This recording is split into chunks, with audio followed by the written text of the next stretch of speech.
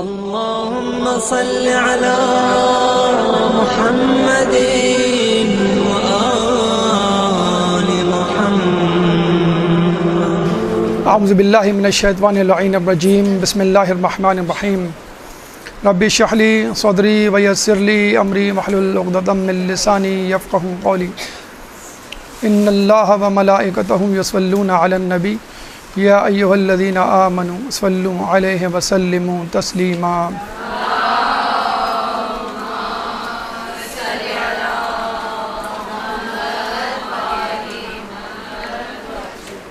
لبیک اللہم لبیک لبیک لا شریک لک لبیک ان الحمد والنعمت لک والملک لا شریک لک. یہ تلبیہ کی صدائیں اس وقت محترم شہر مکے میں بلند ہو رہی ہیں اور ان کی گونج پوری دنیا کے کونے کونے میں سنی جا رہی ہیں. تمام دنیا کے کونے کونے میں رہنے والے مسلمان اور ان کی دل کی دھڑکنیں اس تلبیہ میں ان حاجیوں کے ساتھ شریک ہیں جو مکہ معظمہ میں حج کی سعادت حاصل کر رہے ہیں. یقیناً ہم میں سے کئی لوگ ان کو دیکھ کے رشک کر رہے ہوں گے، کئی لوگ افسوس کر رہے ہوں گے کہ کاش ہم بھی ان کے ساتھ ہوتے. لیکن ہمیں یہ بتائیے کہ کیا لبیک فقط حج کے لیے ہی کہا جاتا ہے؟ حج کی عبادت تو ایک علامتی عبادت ہے جس میں بہت سارے پیغامات ہیں مختلف قسم کی عبادتوں کو انجام دینے کے. جب حاجی طواف کرتا ہے تو یہ عزم مصمم کرتا ہے کہ میں عمر بھر اللہ کی ذات اس کی رضا کا طواف کروں گا. میں جہاں کہیں بھی ہوں گا میری نظر اللہ کی رضا پر ہوگی. جب ایک حاجی سعی کرتا ہے تو دل میں خیال کرتا ہے کہ اللہ کی رضا حاصل کرنے کے لیے، جنت حاصل کرنے کے لیے میں اسی طرح بھاگ دوڑ کروں گا، چاہے مجھے کتنی ہی کوشش، صعوبت اور آزمائش سے گزرنا پڑے. یہی حاجی جب عرفات کی دھوپ میں ذکر الہی کرتا ہے، مزدلفہ کی شب میں قیام کرتا ہے، تو دل میں عزم مصمم کرتا ہے کہ میں دن رات اللہ تعالیٰ کی عبادت میں اپنا سب کچھ لٹا دوں گا اور عمر بھر ذکر الہی کو جاری رکھوں گا اپنی زبان پہ، چاہے دن ہو یا رات. یہی حاجی جمرات میں جب کنکریاں مارتا ہے تو کہتا ہے کہ شیطان اب تک تو میری تجھ سے دشمنی زبان کی حد تک تھی، اب ہاتھ تک بات پہنچ چکی ہے، لڑائی جھگڑے کا وقت آ گیا ہے، جنگ و جدال کی کیفیت ہے، اب واقعتاً تو میرا دشمن ہے اور میں تیرا دشمن. جب حاجی قربانی کرتا ہے تو اللہ سے کہتا ہے کہ اللہ آج میں جانور کی قربانی کر رہا ہوں، کل تیرے لیے اپنی جان کی قربانی کرنے کے لیے تیار ہوں گا. اگر آپ سے کوئی پوچھے کہ یہ تو عملی اسباق ہیں، کوئی ڈاکیومنٹری پروف ہے آپ کے پاس، کوئی ایسی دستاویز ہے آپ کے پاس کہ جس کے بارے میں آپ کہہ سکیں کہ جس میں اسلامی تعلیمات کا مجموعہ ہو، خلاصہ ہو، جس طرح آپ نے کہا کہ حج کی عبادت تعلیمات اسلامی کا نچوڑ ہے، حج کے ارکان اسلامی تعلیمات کے مختلف پہلوؤں پہ روشنی ڈالتے ہوئے نظر آتے ہیں، تو کیا ایسی تقریری بات یا ثبوت موجود ہے تاریخ میں کہ جس کو ہم کہہ سکیں کہ یہ بھی ایک اسلامی تعلیمات کا خلاصہ ہے؟ تو رحمت للعالمین احمد مجتبیٰ اللہم صلی علی محمد وعلی محمد.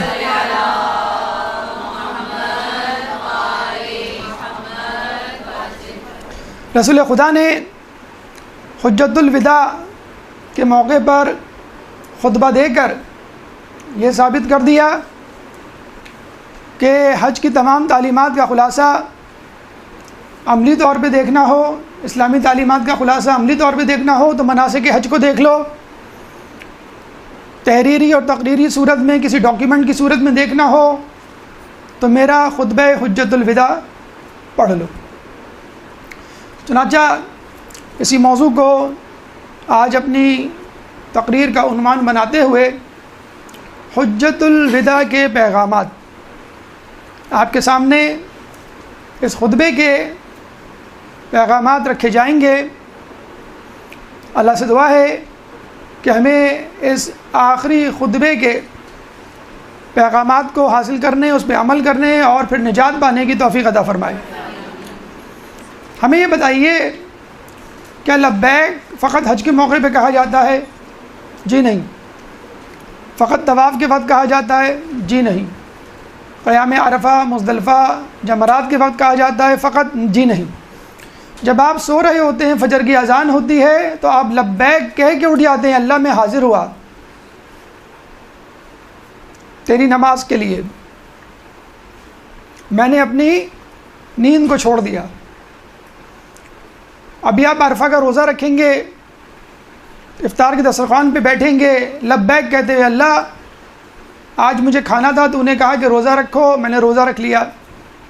ماہ رمضان کے تو رکھتا ہوں، مستحب روزوں میں تیری طرف سبقت کی۔ کسی مومن کو آپ کی مدد کی ضرورت ہوتی ہے، آپ لبیک کہہ کے پہنچ جاتے ہیں۔ کوئی بیمار ہوتا ہے، اس کی تیمارداری کے لیے ہاسپٹل پہنچ جاتے ہیں۔ یہ کیا ہے؟ لبیک کہنا، نیکی کی طرف اور اللہ کے حضور حاضری دینا۔ تلبیہ یا لبیک یہی ہے کہ انسان اس جگہ پہنچ جائے لبیک کہتا ہوا کہ جہاں اس کی ضرورت ہے، جہاں اس کو کوئی وظیفہ انجام دینا ہے، جہاں کوئی واجب اس کا انتظار کر رہا ہے۔ آپ کی تمام عمر تلبیہ کی نظر ہو جانی چاہیے، آپ کا ہر وقت کا وظیفہ لبیک ہونا چاہیے۔ جب آپ لبیک کہیں گے تو انشاءاللہ ٹی وی کے آگے موسیقی نہیں سنیں گے۔ جب آپ لبیک کہیں گے ہر وقت تو غیبت نہیں کریں گے۔ جب آپ لبیک کہیں گے ہر وقت تو کبھی حرام کام نہیں کریں گے، حرام کمائی سے اپنا پیٹ نہیں بھریں گے۔ چنانچہ خطبہ حجت الوداع ہمارے لیے ایک بہت اہم خطبہ، ویسے بھی آج کل شارٹ کٹس اور فاسٹ ٹریک کا زمانہ ہے، ہر انسان چاہتا ہے کہ ڈگری کی جگہ ڈپلومہ مل جائے، تقریر کی بجائے ٹپس مل جائے۔ تو اگر کسی کے پاس فرصت نہیں ہے تعلیمات اسلامی کو پڑھنے کی تو خطبہ حجت الوداع پڑھ لے، جس میں تمام احکامات کو خلاصے کے طور پہ رسول اللہ نے ایک نٹ شیل میں بند کر دیا۔ رسول اللہ نے 10 ہجری کو جو حج کیا وہ اس قرآن کی آیت کے پیش نظر تھا کہ جو رسول اللہ پہ نازل ہوئی، وَأَذِّن فِي النَّاسِ بِالْحَجِّ، لوگوں کو حج کے لیے پکارو اور اس کے واسطے بلاؤ کہ وہ دور دراز سے پیدل یا سواری پر حاضر ہو جائیں اور اپنے لیے دین و دنیا کے فائدے سمیٹیں۔ لوگوں کو حج کے واسطے پکارو، ان کو بلاؤ کہ دور دراز مقام سے پیدل یا سوار وہ حاضر ہو جائیں تاکہ دین و دنیا کے فائدے اٹھائیں۔ یہ ہے اللہ تعالیٰ کی خوشخبری کہ جو اس حج کے لیے آئے گا، چاہے جیسے ہی وسائل ہوں، کوشش کر لے تھوڑی سی، زیادہ پیسے ہوں، 12 لاکھ کا پیکج ہو، کم پیسے ہوں، 3 لاکھ کا پیکج ہو، کوئی بات نہیں، خلوص نیت سے آئے گا تو اللہ تعالیٰ دین بھی دے گا اور دنیا بھی دے گا۔ اس دنیا کی زندگی میں بھی فائدہ اور آخرت کی زندگی میں بھی فائدہ۔ جب جبرائیل یہ آیت لے کے اترے تو رسول اللہ نے منادی کروا دی مدینہ اور اس کے اطراف کہ رسول اللہ حج پہ جا رہے ہیں، کہ جو استطاعت رکھتا ہو رسول کے ساتھ آ جائے۔ اور دیکھتے ہی دیکھتے لوگوں کا جمع غفیر، بے شمار تعداد میں لوگوں کی کثرت رسول اللہ کے آس پاس جمع ہو گئی، جن کی تعداد 1 لاکھ سے زیادہ تھی۔ پہلا حج تھا، پہلی نئی عبادت تھی، تو لوگ اشتیاق میں رسول اللہ کی طرف پلٹے، اور ویسے بھی اپنے پرانے شہر جو کہ مکے سے ہجرت کر کے لوگ آئے تھے ان کے لیے اور خوشی کی بات تھی کہ دوبارہ اپنے دیس ملک جانے کو ملے گا۔ رسول اللہ نے بڑے اہتمام کے ساتھ سارے ساز و سامان کو آراستہ و پیراستہ کیا، قربانی کے 100 اونٹ اپنے ساتھ لیے۔ مدینے کے قرب و جوار میں جو لوگ یا مسلمان ہجرت کر کے جا چکے تھے، کسی کام سے موجود تھے، ان کو اطلاع کروا دی۔ مولا علی کو بھی اطلاع کروائی، اس وقت یمن میں تھے، کہ تم جو ہے ڈائریکٹ مکے پہنچ جانا، ہم حج کے لیے نکل رہے ہیں۔ تو مولا علی نے رسول اللہ کو ڈائریکٹ مکے میں جوائن کیا۔ رسول اللہ مسجد شجرہ میں احرام باندھتے ہیں، اور اس کے بعد تلبیہ کہتے ہوئے لبیک اللہم لبیک لبیک لا شریک لک لبیک ان الحمد والنعمت لک والملک لا شریک لک کہتے ہوئے بیت اللہ کی طرف روانہ ہوتے ہیں، طواف کرتے ہیں۔ اس کے بعد عرفات کے میدان کی طرف مشعر الحرام جب پہنچتے ہیں تو لوگ یہ خیال کرتے ہیں کہ رسول رک جائیں گے۔ کیوں؟ ساکنان حرم قریش کے لوگ یہ زعم کیا کرتے تھے کہ ہم اس شہر کے لوگ ہیں، اس شہر سے باہر نہیں جائیں گے۔ چنانچہ مشعر الحرام مزدلفہ کی طرف جاتے ہوئے وہ رک گئے کہ اب ہمیں آگے نہیں جانا، لیکن رسول اللہ چلتے چلے گئے۔ لوگوں نے حیرت کا اظہار کیا۔ جبرائیل آیت لے کے اترے اور کہا ثم افیزو، کہ تم اس طرف بڑھے چلو، من حیث افاض الناس، کہ جس طرف پہلے کے لوگ گئے تھے تم اس جگہ سے روانہ ہو جاؤ کہ جہاں سے پہلے کے لوگ روانہ ہوئے تھے۔ پھر رسول اللہ نے الناس کا لفظ، افاض الناس کا لفظ جو استعمال ہوا ہے ناس، تو رسول اللہ نے بتایا یہاں لوگوں سے مراد ابراہیم علیہ السلام، اسماعیل علیہ السلام، اسحاق علیہ السلام اور وہ تمام انبیاء جو ابراہیم کے بعد آئے، ان کی طرف اشارہ ہے کہ اللہ بتلا رہا ہے کہ حج کے موقع پر یہاں نہیں ٹھہرنا، عرفات کے میدان تک جانا ہے۔ تمام انبیاء تم سے پہلے عرفات کے میدان تک گئے، تو تم بھی ان کی اتباع کرتے ہوئے عرفات کے میدان تک جاؤ۔ رسول اللہ عرفات کے میدان تک گئے، چاروں نے چار باقی افراد بھی جو اپنے آپ کو قریش سے کہا کرتے تھے وہ بھی رسول اللہ کے ساتھ عرفات کے میدان میں گئے۔ کہتے ہیں رسول اللہ نے عرفات کے میدان میں 9 ذی الحج کو ایک خطبہ دیا جس کی بنیاد سورہ فتح ٹھہری کہ جب جبرائیل نازل ہوئے، اذا جاء نصر اللہ والفتح ورأيت الناس يدخلون في دين الله افواجا فسبح بحمد ربك واستغفر انه كان توابا۔ اذا جاء نصر اللہ والفتح، کہ جب اللہ کی نصرت اور فتح آ پہنچی، ورأيت الناس يدخلون في دين الله افواجا، اور تم اپنی آنکھ سے لوگوں کو جوق در جوق، فوج در فوج اسلام میں داخل ہوتے ہوئے دیکھو، تو کیا کرو؟ فسبح بحمد ربک واستغفر، بس تم اللہ تعالیٰ کی تسبیح کرو اور استغفار کرو، انہ کان توابا، بے شک اللہ معاف کرنے والا ہے۔ رسول اللہ سمجھ گئے کہ یہ آیت بتلا رہی ہے کہ یہ میرا آخری حج ہے اور میں اس دنیا سے کوچ کرنے والا ہوں، اور اللہ کہتا ہے کہ تم نے نبوت کا کام انجام دے دیا، بس اب اللہ کی طرف رجوع کرو اور تمہارے جانے کا وقت قریب آ گیا۔ چنانچہ رسول اللہ نے عرفات کے میدان میں ایک تاریخی خطبہ دیا جسے خطبہ حجۃ الوداع کہا جاتا ہے، جس میں تمام اسلامی تعلیمات کا نچوڑ تھا۔ اس حج کی اہمیت کا اندازہ بھی اس بات سے لگا، اچھا رسول اللہ کے بارے میں کہا جاتا ہے کہ رسول اللہ نے اس سے پہلے 20 حج کیے تھے۔ حیات القلوب کی روایت میں ہے کہ 20 حج کر چکے تھے، لیکن یہ حج اس آیت کے اترنے کے بعد، عمومی طور پہ حج کے فرض کرنے کے بعد رسول اللہ نے اس انداز سے کیا جس طرح کرنا چاہیے لوگوں کو بتلانے کے لیے، ورنہ اس سے پہلے رسول اللہ بحیثیت نبی حج کرتے ہوئے آئے تھے، اس طرح پہلے سے حج نمازیں پڑھتے ہوئے آئے تھے، اس طرح حج بھی۔ رسول اللہ نے حج کا اتنا اہتمام کیا کہ حج کی قربانی کے لیے کتنے اونٹ لیے؟ 100 اونٹ لیے۔ حاجی کتنے اونٹ لیتے ہیں؟ بس 100 اونٹ لیے اور پھر لوگوں کو کہا کہ جو اپنا قربانی کا جانور نہیں لایا وہ اپنے حج کو عمرے سے بدل دے.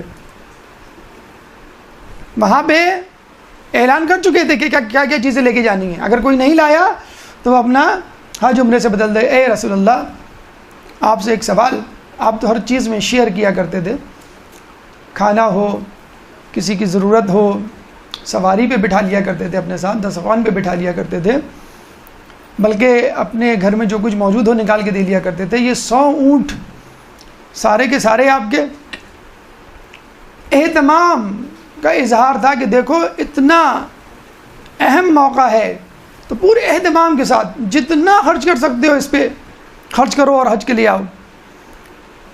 تو جس کے پاس جانور نہیں وہ اپنا حج عمرے سے بدل لے.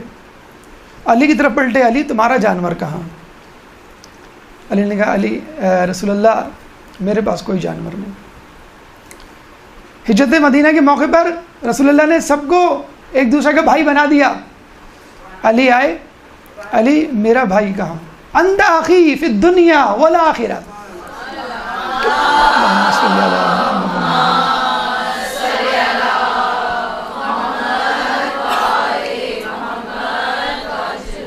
تم میرے بھائی ہو, گھبرانے کی کیا ضرورت. جس طرح شادی کے لیے فاطمہ کے علاوہ کوئی کفو نہیں, اس طرح بھائی بننے کے لیے میں ہوں تمہارا کفو, کوئی تمہارا بھائی بننے کے لائق نہیں. علی نے کہا میرے پاس کوئی جانور نہیں. علی کوئی بات نہیں, تم میرے ساتھ قربانی میں حصے داری کرو گے. 36 اونٹ تمہارے, 66 اونٹ میرے. رسول اللہ نے اس طرح قربانی کو شیئر کیا, گویا بتلان دینا چاہ رہے تھے دیکھو ہم اہل بیت کے ساتھ ہر چیز میں حصے داری ہو سکتی ہے. قربانی کی بات آئے گی تو جیسی قربانی میں دے رہا ہوں ویسی قربانی علی دیں گے یا علی کا بیٹا. ایک درود پڑھ دے محمد والے محمد.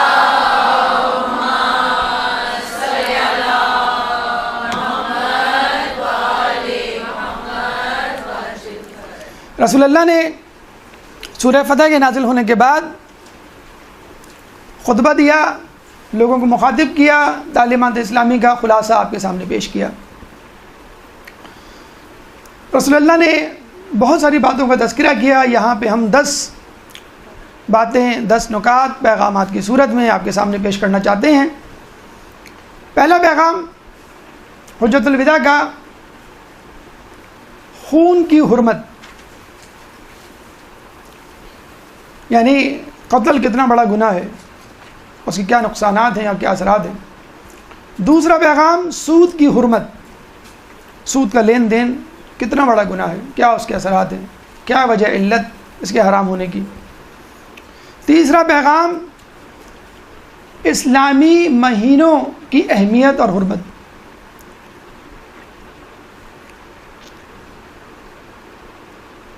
چوتھا پیغام شیطان کی مایوسی, یعنی شیطان کس سے مایوس ہو گیا ہے, کیوں کر مایوس ہو گیا ہے.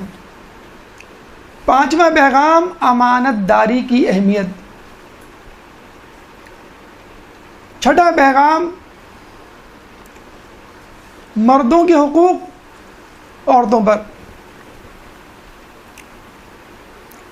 ساتواں پیغام عورتوں کے حقوق مردوں پر. آٹھواں پیغام قرآن و اطرت, جس کو رسول اللہ نے ثقلین کہا کہ میں چھوڑے جا رہا ہوں, قرآن و اطرت کی اہمیت. نواں پیغام احترام مومن. اور 10واں آخری پیغام نقطہ اور ہماری گفتگو کا آخری مرحلہ امر بالمعروف و نہی عن المنکر کی اہمیت. اللہ تعالیٰ سے دعا ہے کہ تمام مراحل پر گفتگو کرنے, سننے, اس پہ عمل کرنے کی توفیق عطا فرما. آئیے ہم پہلے مرحلے کی طرف چلتے ہیں, خون کی حرمت. ایک درود پڑھ دے محمد والے محمد.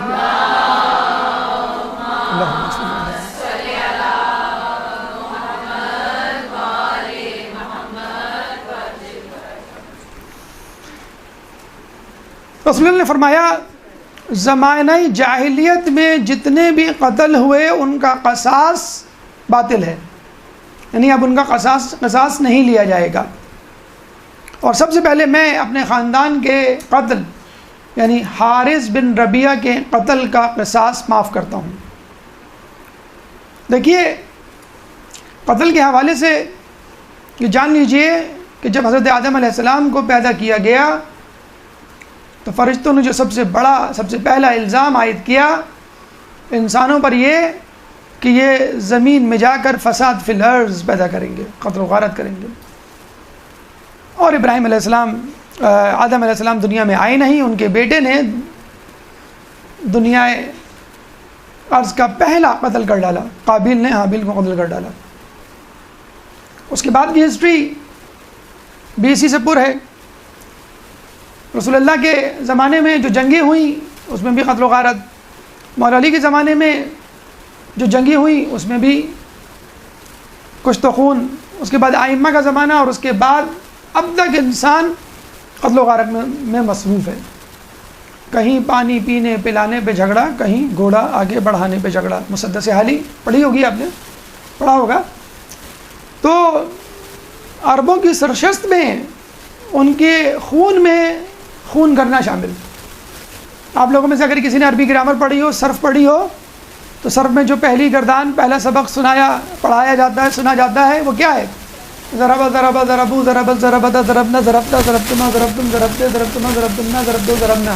یہ 14 صیغے پڑھائے جاتے ہیں آپ کو گرامر کے نا. اس نے مارا، اسے ایک مرد نے مارا، ان 2 مردوں نے مارا، ان 2 مردوں نے مارا، اسے ایک عورت نے مارا، اس کو مارا. یہ تذکرہ نہیں کرتے. ان 2 عورتوں نے مارا، ان سب عورتوں نے مارا. تو لوگ کہتے ہیں کہ یہ ضرب کی گردان کیوں؟ کسی اور چیز کی گردان ہو جاتی. گرامر میں کوئی اور رول دے دیتے، اس نے کھایا، ان سب نے کھایا، وہ گیا، وہ سب گئے، اس نے پڑھا، ان سب نے پڑھا. اس طرح کی کوئی اگزامپل جس طرح ہم انگلش کے سینٹینسز بناتے ہیں، کہیں گے بھائی کیا کریں، عربوں کی سرشست میں شامل ہے لڑنا جھگڑنا. تو یہ انسان کی فطرت میں بھی ہے اور عربوں کی سرشست میں بھی. یہ الگ بات ہے کہ یہ جو شجاعت اور بہادری کا جذبہ ہے، اگر صحیح سمت میں موڑ دیا جائے جہاد کی صورت میں، تو دنیا میں بھی کام آئے اور آخرت میں بھی کام آئے گا. اچھا کیا یہ لڑنا اچھا امام کے ظہور کی علامتوں سے بھی ایک علامت ہے کہ کوفے میں شدید قتل و غارت ہوگا. آپ دیکھ لیجیے یہ داعش آئسس یہ جو ایکسٹریمسٹ ہیں وہ عراق میں ہی اپنا گڑھ بنائے ہوئے ہیں. آئے دن قاسمین بغداد میں بم دھماکوں کی خبر آتی رہتی ہے، سامرہ میں قبضے کی اور پھر چھڑانے کی خبریں آتی رہتی ہیں. اچھا کیا یہ قتل و غارت صرف مسلمانوں سے منسوب ہے؟ یہ غلط فہمی ہے. فرسٹ ورلڈ وار کیا مسلمانوں نے کی تھی یا مسلمانوں کے خلاف ہوئی تھی؟ سیکنڈ ورلڈ وار کیا مسلمانوں نے کی تھی؟ مسلمانوں کے خلاف ہوئی تھی. ہولوکاسٹ کیا مسلمانوں کے خلاف ہوا تھا یا مسلمانوں نے کیا تھا؟ کروڑوں کی تعداد میں لوگ قتل ہوئے تھے. First world war, second world war, holocaust, یا جتنے بھی. تو جو ایکسٹریمسٹ مسلمانوں کو گردانا جاتا ہے کہ وہ قتل و غارت، ٹھیک ہے وہ بھی غلط ہے. ہم تو فقط ایک ایگزامپل دے رہے ہیں. اگر ایک چور ہے تو ایک اس سے بڑا بھی چور ہے. چور کہنے والا خود بہت بڑا چور ہے. تو پہلے آپ اپنے گریبان میں جھانکیے، آپ نے افغانستان میں کیا کیا، آپ نے عراق میں کیا کیا اور کیا کر رہے ہیں. ٹونی بلیئر ابھی کچھ عرصے پہلے اعتراف کر کے روتے ہوئے اترے روسٹرم سے کہ ہاں میں نے جو فوج بھیجی تھی عراق میں وہ غلط تھی. امریکہ میں باراک اوباما کی گورنمنٹ میں جتنی شوٹنگ کے واقعات ہوئے ہیں، کلنگ کے، اتنے کسی پریزیڈنٹ کے دور میں نہیں ہوئے. آپ لوگوں کو امن سکھا رہے ہیں، امن کا درس دے رہے ہیں. امریکہ میں کتنی گنیں ہیں. لوگ کہتے ہیں کہ بھائی کیا کریں، امریکہ جو ہے وہ اسلحہ بنا رہا ہے، یورپ اسلحہ بنا رہا ہے، کہیں تو کنزیوم ہوگا. تو یہ ضروری ہے کہ دنیا میں کہیں نہ کہیں جنگ جاری رہے، چاہے وہ یمن ہو، چاہے وہ لبنان ہو، چاہے وہ عراق ہو، چاہے وہ سیریا ہو، چاہے وہ افغانستان ہو. ٹھیک ہے کوئی بات نہیں، ذرا گنوں کو بھی تو استعمال کریں. امریکہ میں کتنی گنیں آپ کو معلوم ہے؟ امریکہ کی آبادی کتنی ہے؟ 30 کروڑ. امریکہ میں گنیں 30 کروڑ ہیں. ہر آدمی کے پاس ایک گن، ہر آدمی کے پاس ایک گن. بچوں کو، عورتوں کو، ضعیفوں کو نکال دیجئے، اس کا مطلب ہر آدمی کے پاس 2 گنیں. یہ گنیں بھی تو استعمال ہوں گی کہ نہیں ہوں گی؟ اور کہاں استعمال ہوں گی؟ گن کی بلٹ جو ہے وہ دریا بار یا سرحد بار تھوڑی جاتی ہے، وہ تو آپس میں ہی استعمال ہوتی ہے. تو وہاں جو شوٹنگ کے واقعات ہو رہے ہیں تو اب آپ خمیازہ مکافات عمل ہے. یہ آپ نے لوگوں کو مروایا، اب آپ خود خمیازہ بھگتی ہے. اچھا وہاں پہ جو گن ملتی ہے وہ موبائل کی طرح ملتی ہے. آپ نے پیسے دیے، گن لے لی، کوئی لائسنس نہیں. خیر پاکستان میں بھی لائسنس کی ضرورت تو نہیں ہوتی ہے، لیکن بلکہ ایک آفیشیل چیز ہے کہ لائسنس ہونا چاہیے، لیکن وہاں پہ کوئی لائسنس نہیں ہوتا. اب باقاعدہ آئے دن یہ خبریں آتی ہیں ورلڈ کپ یا اولمپک یا بیس بال، باسکٹ بال، کہ جو ٹورنامنٹس ہوتے ہیں، گیمز ہوتے ہیں، اس میں نیشنل اینتھم بجایا جاتا ہے امریکہ کا. اکثر کھلاڑیوں کو کیمرہ فوکس کرتا ہے کہ دیکھیں یہ کھلاڑی بیٹھا ہوا ہے، دیکھیں یہ کھلاڑی بیٹھا ہوا ہے، یہ بھی بیٹھا ہوا ہے، اور باقی سب کھڑے ہوئے اینتھم سن رہے ہیں اور ہاتھ یہاں پہ رکھے ہوئے ہیں احترام کے ساتھ، ان کے سر جھکے ہوئے. ہر گیم میں اب یہ ہونے لگا ہے کہ دو چار بلیکس کھڑے نہیں ہوتے اپنے قومی ترانے کے وقت. لوگوں نے کہا کیوں؟ کہہ لیں گے جب تک امریکہ سے تعصب کا خاتمہ نہیں ہو جاتا. تعصب کیسا؟ کہ کالے کو فوراً آن دا اسپاٹ شوٹ کر دیا جائے اور گورے کو تحقیقات کے بعد بری ذمہ قرار دے دیا جائے. آپ پوری دنیا میں درس دے رہے ہیں امن کا اور ریسزم سے آ رہی دنیا کا. آپ کی جگہ، آپ کے خطے میں ریسزم موجود ہے، تعصب پرستی موجود ہے. تو کچھ تو خون پہلے بھی تھا، ابھی بھی جاری ہے. لیکن اگر آپ اسلام سے پوچھیں، قرآن سے پوچھیں، تو قرآن نے یہ فیصلہ دے دیا کہ جس نے ایک انسان کی جان بچائی گویا اس نے تمام انسانیت کی جان بچائی. اسلام بالکل قطعی طور پہ پسند نہیں کرتا کہ کسی مسلمان کو مارا جائے، قتل کیا جائے، بلکہ زخمی بھی کیا جائے.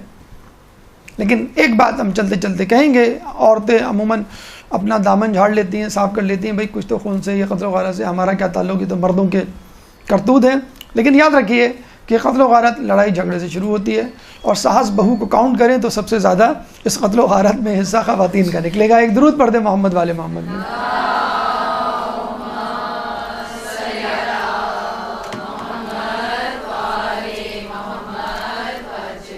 سود کی حرمت ہماری گفتگو کا دوسرا مرحلہ.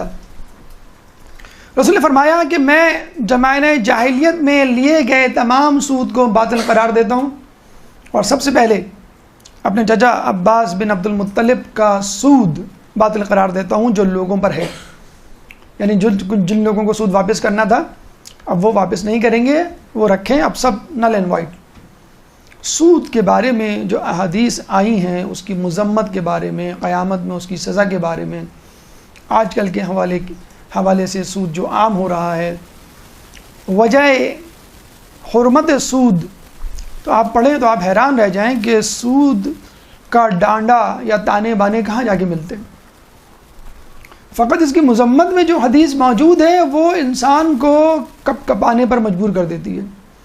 ہمارے ہاں جو آج کل لوگ سودی لین دین کاروبار میں ملوث ہیں، بینک کی جو نوکری کر رہے ہیں اور جس طرح اس کو حلال کیا ہوا ہے، ان لوگوں کے لیے چند حدیث. سود کی مذمت کے بارے میں روایت میں آیا ہے کہ سود کے 70 اجزاء میں سے کم ترین جز یہ ہے کہ انسان بیت اللہ میں اپنی ماں کے ساتھ نکاح کرے. اللہ اکبر. سود کے 70 اجزاء میں سے کم ترین جز یہ ہے کہ انسان بیت اللہ میں اپنی ماں کے ساتھ نکاح کرے. اتنی زیادہ حرمت. برترین جز کیا ہوگا؟ برترین مذمت کیا ہوگی؟ خود آپ دیکھ لیجئے. قیامت میں ان سود خوروں کا کیا انجام ہوگا؟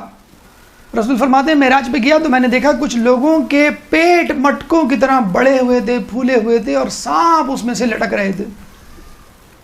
رسول نے پوچھا یہ کون لوگ ہیں؟ کہنے لگے یہ وہ لوگ ہیں جو دنیا میں سود کھایا کرتے تھے. اسی طرح یا سود کے لین دین میں ملوث تھے. یہ اسی طرح کچھ لوگوں کے بارے میں، ان لوگوں کے بارے میں کہا جاتا ہے جو سود کھاتے اور لین دین میں ملوث ہوتے ہیں کہ یہ لوگ قیامت میں محبوط الحواس، کہ جن کو شیطان چمٹ گیا ہو، محبوط الحواس اٹھائے جائیں گے. ہم نہیں کہتے بھائی اس کو جن چڑھ گیا ہے، اس کو بھوت چڑھ گیا ہے.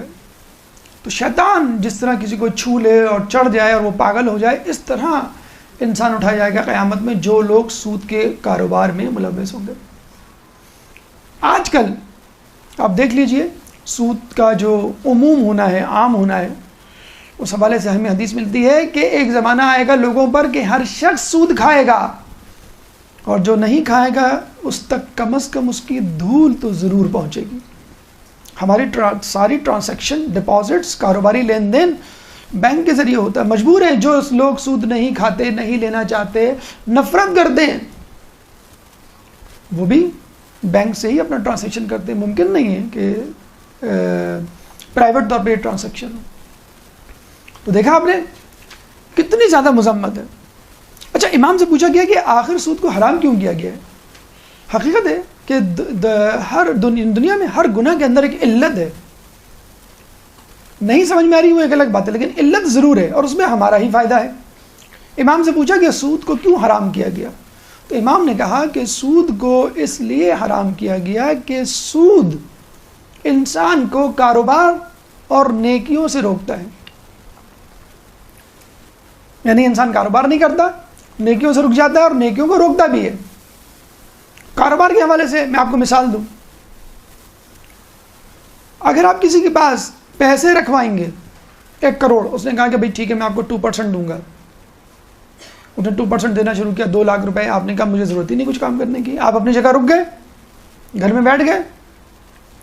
اور وہ جو شخص ہے اب وہ پریشان ہے کہ میں کیا کروں، میں کس طرح کاروبار میں لگاؤں گا، ڈوب گیا تو کیا ہوگا. وہ خود کسی کے پاس رکھوا دیتا ہے، وہ اس کو سود دیتا ہے، وہ اس کو سود دے رہا ہوتا ہے. تو انسان پیسہ کماتا اس لیے ہے کہ کسی جگہ رکھوا دے اور پھر سکون سے بیٹھ جائے، بجائے اس کے کہ اس کو رول کرے. فقہ میں آپ پڑھتے ہیں نا کہ بہتا ہوا پانی پاک ہے اور رکا ہوا پانی نجس ہو سکتا ہے، اور نہ بھی ہو نجس آپ دیکھیں گے کچھ عرصے بعد اس میں مکھی مچھر آ جاتے ہیں، ڈینگی فیور وغیرہ جو پھیل رہا ہے ہمارے یہاں، تو یہ اسٹیگننٹ واٹر کھڑے ہوئے پانی کی وجہ سے پھیلتا ہے. تو سود انسانوں کاروبار سے روکتا ہے. امریکہ سب سے بڑا گڑھ سود کا، یہودی کمپنیز وہاں موجود. دنیا کا سب سے مقروض ترین ملک ہے امریکہ. 11 ٹریلین کے قرضے ہیں، 11 ٹریلین کے قرضے. بلین میں 9 زیرو ہوتے اور ٹریلین میں 12 زیرو ہوتے. سب سے زیادہ مقروض ملک ہے، سب سے زیادہ بزنس کرنے والا دنیا میں، یعنی خوشحال بزنس کیا جسے کہتے ہیں کہ اس وقت انویسٹمنٹ موجود ہے، لیکن بزنس نہیں صرف انویسٹمنٹ ہے اس لیے مقروض ہے. دوسری طرف ایران کو لے لیجئے، 20 سال سے پابندی تھی ایران پر، ایک پیسے کا $1 کا مقروض نہیں ہے. ہم لاکھوں ڈالر ہر سال لیتے ہیں امریکہ سے، پھر بھی مقروض. اب پابندی اٹھی ہے تو کہتے ہیں کہ ایرانین اسپرنگ کا دور آنے والا ہے. عرب اسپرنگ چلا گیا، عرب کی بہار چلی گئی، اب ایران کی بہار آنے والی ہے. معاشی طور پہ مضبوط ترین ملک بننے والا ہے. کیوں؟ سود کا لین دین نہیں. سعودی عرب کی طرف آئیے. سعودی عرب کے بارے میں کہا جاتا ہے کہ 5 سال کے اندر اگر تیل کی قیمت اتنی ہی رہی تو 5 سال میں اس کی معیشت بیٹھ جائے گی. چلے ٹھیک ہے کچھ دیر کے لیے مان لیتے ہیں وہاں سودی لین دین نہیں، لیکن آپ کو معلوم ہے سعودیہ کی زیادہ تر انویسٹمنٹ امریکہ میں ہے جہاں پہ سودی لین دین ہوتا ہے. ابھی 9/11 کے حوالے سے جو خبر آئی تھی کہ جن لوگوں کے رشتہ دار مرے ہیں وہ لواحقین اپنی مرحومین کے لیے یعنی قصاص یا بلڈ منی جسے کہتے ہیں وہ سعودی گورنمنٹ سے لے سکتے ہیں، کیونکہ وہ زیادہ تر ملوث رہے. جو یہ بات پہنچی سعودی گورنمنٹ تک، انہوں نے صاف کہا کہ اگر تم لوگوں نے ایسا کیا، یہ بل پاس ہو چکا تھا، لوگوں کہا کہ ٹھیک ہے آپ جائیں لیں. سعودی نے کہا اگر کسی نے لینے کی کوشش کی تو ہم تمام انویسٹمنٹ امریکہ سے نکال لیں گے. کتنی انویسٹمنٹ ہوگی کہ جس کی وجہ سے امریکہ میں تمام خاندانوں کو منع کر دیا گیا کہ ٹھیک ہے آپ بلڈ منی نہ لیں. ایک خاندان نے بلڈ منی نہیں لی.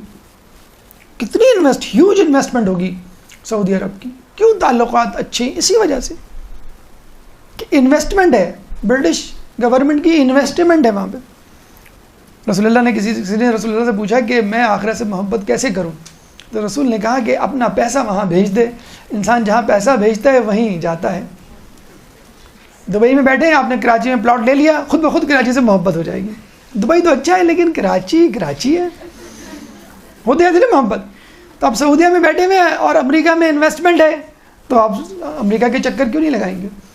کیا آپ کے ہاتھ اٹھیں گے مرد برگ امریکہ کہتے ہوئے؟ کبھی نہیں اٹھیں گے آپ کے ہاتھ. آپ نہیں چاہیں گے وہ ملک جو اتنا ہوئے تباہ ہو. امام نے کیا کہا تھا ابراہیم جمال کو کہ تم نے اونٹ دیتے ہو ہارون کو؟ کہیں گے ہاں. کہنا پھر تم کیسے چاہو گے کہ وہ تباہ برباد ہو؟ تم تو چاہو گے کہ وہ صحیح سلامت سفر میں جائے، صحیح سلامت سفر میں واپس آ جائے. اور دودھو نہائے پوتو پھلے جیسے ہم کہتے ہیں، نظر نہ لگے وغیرہ وغیرہ، لمبی حیاتی پاؤ تاکہ میرا کاروبار چلے. تو کیا یہ دعائیں بآواز بلند نہیں، دل میں تو حرم میں ہوتی ہوں گی. یہ اللہ امریکہ کو قائم و دائم رکھ، کیونکہ ہمارا یہاں پیسہ لگا ہوا ہے. اگر تباہ ہو گیا تو ہم بھی تباہ ہو جائیں گے. امریکن ڈالر اور ریال دونوں نتھی ہیں کہ اگر ڈالر بڑھے گا تو ریال بھی بڑھے گا، ڈالر کم ہوگا تو ریال بھی کم ہوگا. ہم آدمی ہیں تمہارے جیسے، تو جو تم کرو گے وہ ہم کریں گے. تو آپ نے دیکھا کہ معیشت کو تباہ کرتا ہے، انسان کو غریب بنا دیتا ہے. جن ملکوں نے سود کو اپنایا وہ اب نیچے جا چکے ہیں، اور جن لوگوں نے سود کو نہیں اپنایا، اپنے پیروں پہ کھڑے ہونے کا عزم کیا، کاروبار کو ترجیح دی سود پر، وہ اوپر جا رہے ہیں. پابندیوں کے باوجود وہ قائم و دائم ہے، کوئی قرضہ نہیں ہو، کوئی ٹینشن نہیں. امام نے دوسری بات کیا کی کہ یہ نیکیوں سے رکواتا ہے. سود لینے والے ممالک، شہروں اور ان جگہوں کو دورہ کیجیے، خبریں پڑھ لیں، دورہ کرنے کی کیا ضرورت. آپ کو معلوم ہو جائے گا کہ وہاں پہ نیکیوں سے کیسے روکا جا رہا ہے. تازہ ترین مثال فرانس کی، حجاب پہ پابندی. برقعی ایک ایسے لباس ہے جو خواتین پردہ کرتی ہیں، وہ سوئمنگ کرتے ہوئے بیچز پہ وہ لباس پہن سکتی ہیں. یعنی اس کا فائدہ یہ ہے کہ آپ سوئمنگ بھی کر سکتی ہیں اور آپ کا حجاب بھی برقرار رہے گا، صرف چہرہ اور ہاتھ کھلا رہتا ہے. برقعی اس کو کہتے ہیں. فرانس میں بیچز پہ پابندی لگا دی گئی کہ اگر کسی خاتون کو برقعی پہنے ہوئے دیکھا گیا یعنی حجاب میں تو گرفتار کر لیں گے. پولیس چکر لگا رہی ہوتی ہے. جہاں کسی خواتین کو بولا گیٹ اپ، گیٹ لاسٹ اور ریموو یور برقعی. یہ ہو رہا ہے فرانس میں. کیا ہو رہا ہے؟ نیکی کو روکا جا رہا ہے. یورپ میں کیا ہو رہا ہے؟ بچے کو کہا جا رہا ہے کہ تمہاری اپنی زندگی ہے، تمہیں کسی کو سننے کی فالو کرنے کی ضرورت نہیں ہے، اور اگر ماں باپ زبردستی کریں 911 پہ فون کر دو، پولیس آ جائے گی اور بچے کو لے جائے گی. خیر ایسا واقعہ تو ہمارے یہاں بھی ہو چکا ہے. ابھی جو بچوں کے اغوا ہونے کی جو ریمرز پھیلی تھی، ایک بچہ روتا ہوا جا رہا تھا باپ کے ساتھ، اس کو اسکول لے کے جا رہا تھا، وہ جا نہیں رہا تھا، روتا ہوا جا رہا تھا غصے میں. تو کسی نے شک کر لیا کہ بچے کو اغوا کے لیے آ رہا ہے. تو کسی نے بچے سے پوچھا یہ تمہارے بابا ہیں؟ اس نے کہا نہیں یہ میرے بابا نہیں ہیں. اس نے یہ کہہ دیا نہیں میرے بابا نہیں ہیں. او پکڑ کے لے گئی پولیس. تو اب دیکھیں بچے کی معصیت بھی انسان کو بعض وقت پھنسا دیتی ہے. تو 911 میں فون کر دیتے ہیں کہ they are not my parents, اور وہ پولیس جو ہے بیچاری پکڑ کے لے جاتی ہے کہ آپ اس کے پاس نہیں رہ سکتے، اس کے ساتھ نہیں رہ سکتے، اس کو دیکھ نہیں سکتے. نوجوانوں کو شادی سے دور کیا جا رہا ہے. خیر ہمارے یہاں بھی یہی حال ہے، کیریئر کے نام پر شادی کو ڈیلے کیا جا رہا ہے، اور جو ایکسٹرا میریٹل افیئرز ہیں ان کو پروموٹ کیا جا رہا ہے ڈراموں کے ذریعے، فلموں کے ذریعے. بوڑھوں کو مجبور کیا جا رہا ہے کہ آپ تربیت اولاد نہ کریں. اولڈ ہومز میں بھیجا جا رہا ہے. اب پاکستان میں بھی اس کے جو ہے عملی مظاہرے شروع ہو گئے. الشیخ اسرت ہی کان النبی امت ہی، شیخ گھر میں ایسا ہے جیسے نبی اپنی امت میں. یہ امریکہ یورپ کا حال. چلیں انڈیا چلتے ہیں. امریکہ ہمارا مرجع عالم اور انڈیا ہمارا فلاح عالم. انڈیا کی اداکار نے ابھی پچھلے دنوں، اچھا یہ خبر یا خبریں ہم آپ کو درس یا لیکچر کو چٹپٹا بنانے کے لیے نہیں سناتے، اس لیے سناتے ہیں کہ عوام الناس اس میں انوالو ہے. آپ تو نہیں انوالو ہیں انشاءاللہ، لیکن عوام الناس تو انوالو ہے. ایک اداکار نے ٹویٹ کیا، یعنی لیٹر لکھا باقاعدہ اپنی پوتی نواسی کو. کیا لکھا؟ 8 سال کی پوتی اور 7 سال کی نواسی. کیا لکھا کہ بیٹا دیکھو اب تم بڑی ہو رہی ہو، اپنے فیصلے خود کرنا سیکھو، دوسروں کی بات پہ دھیان نہ دو، جو تمہارا جی چاہ رہا ہے وہ کرو، جو تمہارا جی چاہ رہا ہے پہننے کا وہ پہنو، اور بالکل بھی شرم نہ محسوس کرو کسی لباس کے پہننے میں، مثلاً skirt. Do not let any body major your character by the length of your skirt. کسی کو اپنے کردار کی لمبائی اپنے اسکرٹ کی لمبائی سے ناپنے نہ دو. مطلب اگر چھوٹا اسکرٹ بھی پہنو no problem, you will be a dignified person, you will be a respected lady. اور بڑا اسکرٹ پہنو یا حجاب کر لو مکمل، تو اٹ ڈزنٹ مین کہ تم ایک اچھی لڑکی ہو. کیا سبق پڑھا رہے ہیں آپ؟ کیسے ممکن ہے ایک عقل رکھنے والا کہہ سکتا ہے کہ بے حجاب عورت کو، اریاں نیم اریا عورت کو، کہ یہ اچھے کردار کی مالک ہوگی؟ کوئی نہیں کہہ سکتا. اسی طرح ایک حجاب کرنے والی لڑکی کو کوئی کہہ سکتا ہے کہ یہ غلط کردار کی حامل ہوگی؟ کوئی نہیں کہہ سکتا. عقل کہتی ہے. کہ عورت فطرتاً باحیا واقع ہوئی. جتنی حیادار ہوگی اتنا ہی حجاب اچھا ہوگا، جتنا حجاب اچھا ہوگا اتنا اس کا کردار اچھا ہوگا. یہ سمجھ میں نہیں آتی کہ اداکاروں کو آج کل کیا پڑی ہے اسلامی اور اخلاقی دروس دینے کی. تو بھئی آپ فلمیں چھوڑ دیں، ہم چلے جاتے ہیں ایکٹنگ کرنے، آپ یہاں کے درس دینا شروع کر دیں. ایک اداکار نے کمنٹ دیا، یہ جو بقرعید پہ، یہ مسلمان اداکار کی، ابھی تو میں نے ہندو کی بات کی تھی، اب میں مسلمان اداکار کی بات کر رہا ہوں. مسلمان اداکار کہتا ہے کہ بقرعید پہ قربانی کرنے کی کوئی ضرورت نہیں، ایک فضول رسم ہے، قربانی کرنا ہے تو اپنی کسی چیز کو غریب کو دے دو، قربانی کرنے سے کیا ہوتا ہے. ڈو ہیل ود یو، تم کون ہوتے ہو ہمیں اسلام پڑھانے والے؟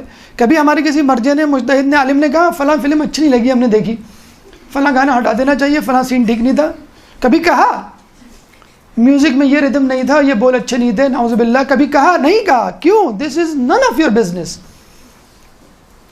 یہ آپ کا بزنس ہے ہی نہیں.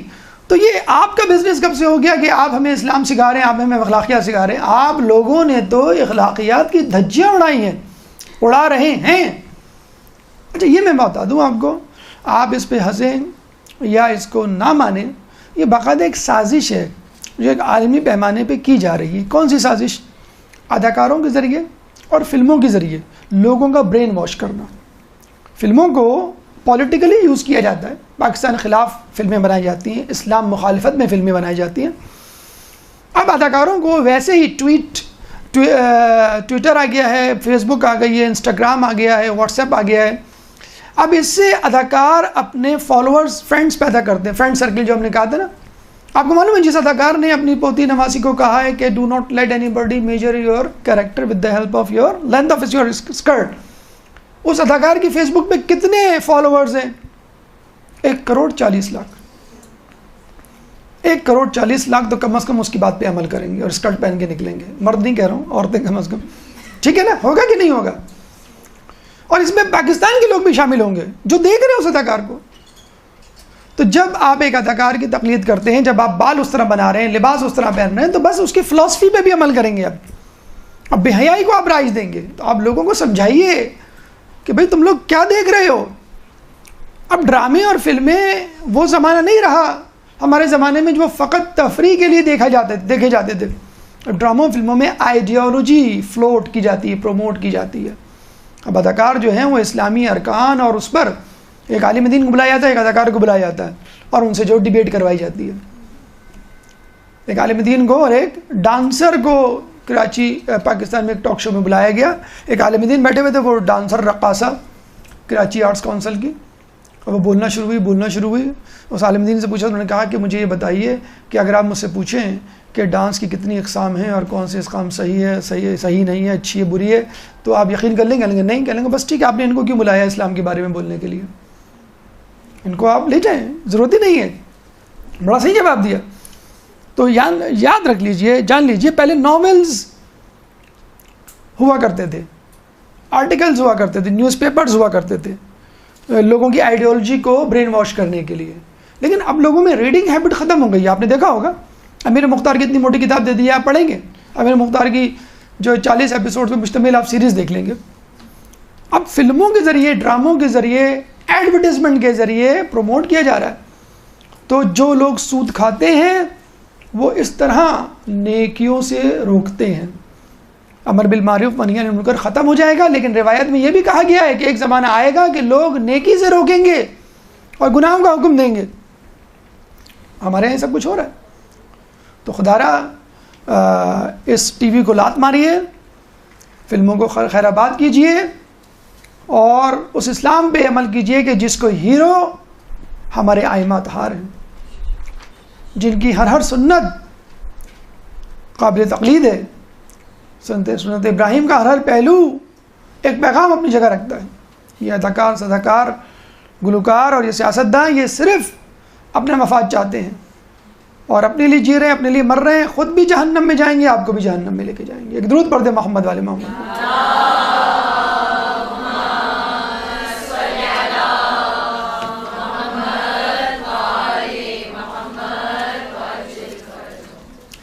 ہماری گفتگو کا چوتھا مرحلہ، تیسرا مرحلہ، اسلامی مہینے. یا اسلامی مہینوں کی اہمیت۔ رسول اللہ نے تیسرے پیغام میں یہ کہا کہ دیکھو لوگوں، اسلامی مہینے یا یہ جو 12 مہینے ہیں یہ اس وقت طے ہو گئے تھے کہ جب دنیا کو تخلیق کیا گیا، اور ان محترم مہینوں کو محترم مہینے رکھو اور ان کی نسی نہ کرو۔ نون سین چھٹی ہے۔ نسی کیا ہے؟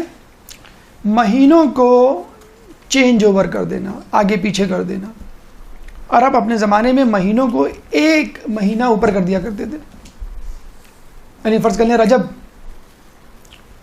جو ہے وہ محترم مہینہ ہے تو اس کو آپ نے اوپر کر دیا، جمادی الثانی میں لے گئے، اب وہ حرام ہو گیا، اور رجب جو ہے وہ حلال ہو گیا اس مہینے میں، اس کے بجائے جو ہے وہ شعبان آ گیا، رجب کی جگہ شعبان آ گیا، وہ حلال مہینہ، اس میں لڑائی کر سکتے ہیں، اور جمادی ثانی کی جگہ رجب آ گیا، اس میں نہیں کر سکتے، حلال مہینہ حرام ہو گیا، حرام مہینہ حلال ہو گیا۔ وہ اپنی کنوینئنس کے لیے کیا کرتے تھے، رسول اللہ نے منع کیا۔ اچھا جب وہ اوپر کیا، ہر سال اوپر کیا کرتے تھے تو ایک ایک مہینہ اوپر چلے جایا کرتا تھا۔ رسول اللہ نے جب حجۃ الوداع کے موقع پر خطبہ دیا تو اتفاق سے محرم کا مہینہ یا تمام مہینے اپنی اپنی جگہ واپس آ چکے تھے۔ ایک ایک مہینہ آپ اوپر کریں ہر مہینے کو، ہر سال تو 12 مہینے لگیں گے، تو بالکل وہ وقت آ کہ جب محرم اپنی جگہ، رجب اپنی جگہ، شعبان اپنی جگہ، ذی الحج اپنی جگہ، رجب ذی القعدہ ذی الحج محرم، یہ حرام مہینے، اس میں جنگ نہیں ہوگی۔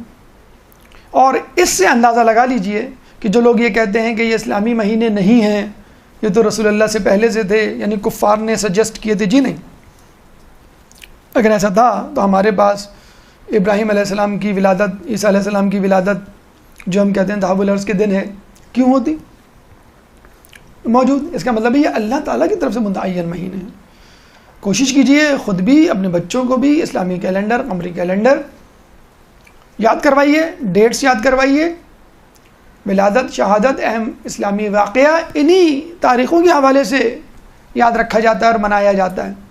کس دن غمگین ہونا ہے، کس دن خوش ہونا ہے، کس دن نیاز ہوگی، کس دن کیک کٹے گا، کس دن جشن ہوگا، کس دن جو ہے وہ ماتم ہوگا، بچوں کو پتہ ہونا چاہیے۔ دوسری بات، اپنی بلوغت کی ڈیٹ بچے کو اسی اسلامی مہینے کے حوالے سے طے کرنی ہے، اپنی اسلامی ڈیٹ اسی حوالے سے، خمس کی ڈیٹ آپ کو اسی مہینے سے طے کرنی ہے۔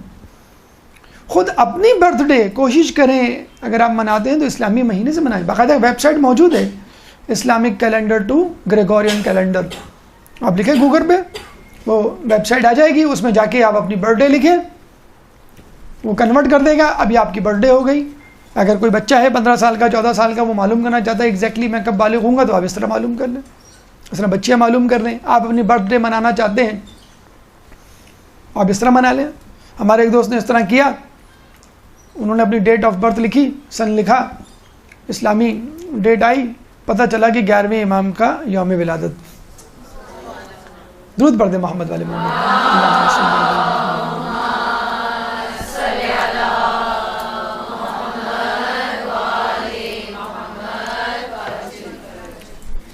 اسلامی مہینے کے بعد رسول اللہ نے چوتھا جو پیغام دیا وہ شیطان کی مایوسی۔ رسول نے فرمایا کہ شیطان اپنی پرستش سے مایوس ہو چکا ہے اور شرک کے علاوہ تمام گناہوں پر راضی ہو چکا ہے۔ اس کا مطلب کیا ہوا؟ شیطان کی پرستش اب کبھی نہیں کی جائے گی،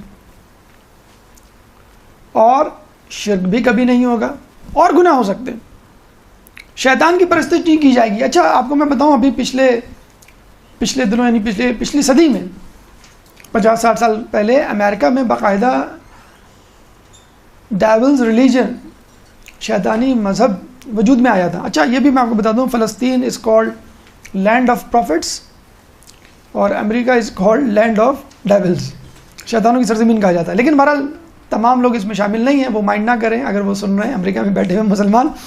لکل فرعون موسیٰ، ہر فرعون کے لیے ایک موسیٰ موجود ہے، تو اگر آپ وہاں موجود ہیں تو وہاں کے فرعونوں کو سبق سکھانے کے لیے اللہ نے آپ کو وہاں بھیجا ہے۔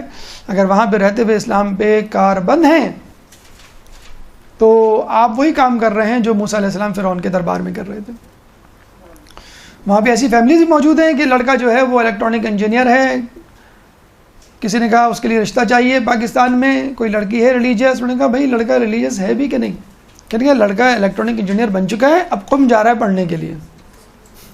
بتائیں آپ، ایسے ایسے لوگ جو ہے وہ امریکہ، یورپ، کینیڈا میں موجود ہیں، تو دھوکہ نہ کھائیے۔ ہم سے بہتر لوگ آپ کو امریکہ یورپ میں ملیں گے، کیونکہ ہم میں سے اگر فرض کر لیں اس چھت کے تلے کوئی بیٹھا ہوا ہے اگر چلا جائے تو اپنی ریت، اپنی تہذیب، اپنی ثقافت، اپنی حب اہل بیت وہ اپنے ساتھ لے کر جائے گا اور کوشش کرے گا کہ وہاں کے لوگوں کو اپنا گرویدہ بنائے اور اپنا ہم خیال بنائے۔ تو یہ ضروری ہے، اور شاید یہ اللہ تعالیٰ کی حجت تمام ہونے کو جاری ہے کہ دنیا کے کونے کونے میں مسلمان اور شیعان علی پھیل جائیں گے، تاکہ امام کی نصرت سے ایک جگہ سے نہیں، تمام کونوں سے ان کی نصرت کے لیے سپاہی ہیں۔ یہ ہے اللہم صلی اللہ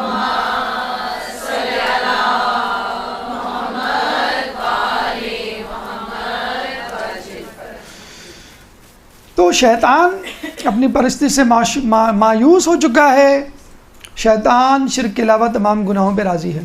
اس کا مطلب کیا ہوا؟ مسلمان کبھی شرک نہیں کرے گا۔ اب شرک کا پہاڑا پڑھنے والے، اس کا ڈھول پیٹنے والے، وسیلہ یا شفاعت کو شرک کے مترادف قرار دینے والے خود دیکھ لیں کہ جو اتنا پریشان رہتے ہیں وہ کہ مسلمانوں میں شرک پھیل رہا ہے، مسلمانوں میں شرک پھیل رہا ہے۔ رسول نے خود کہہ دیا کہ مسلمانوں میں شرک نہیں ہوگا، ہاں دوسرے گناہوں کے لیے شیطان پوری کوشش کرے گا۔ ایک چھوٹے، اب گناہوں کی لسٹ اگر ہم لکھنے بیٹھ جائیں تو وہ درس اس میں نکل جائے گا۔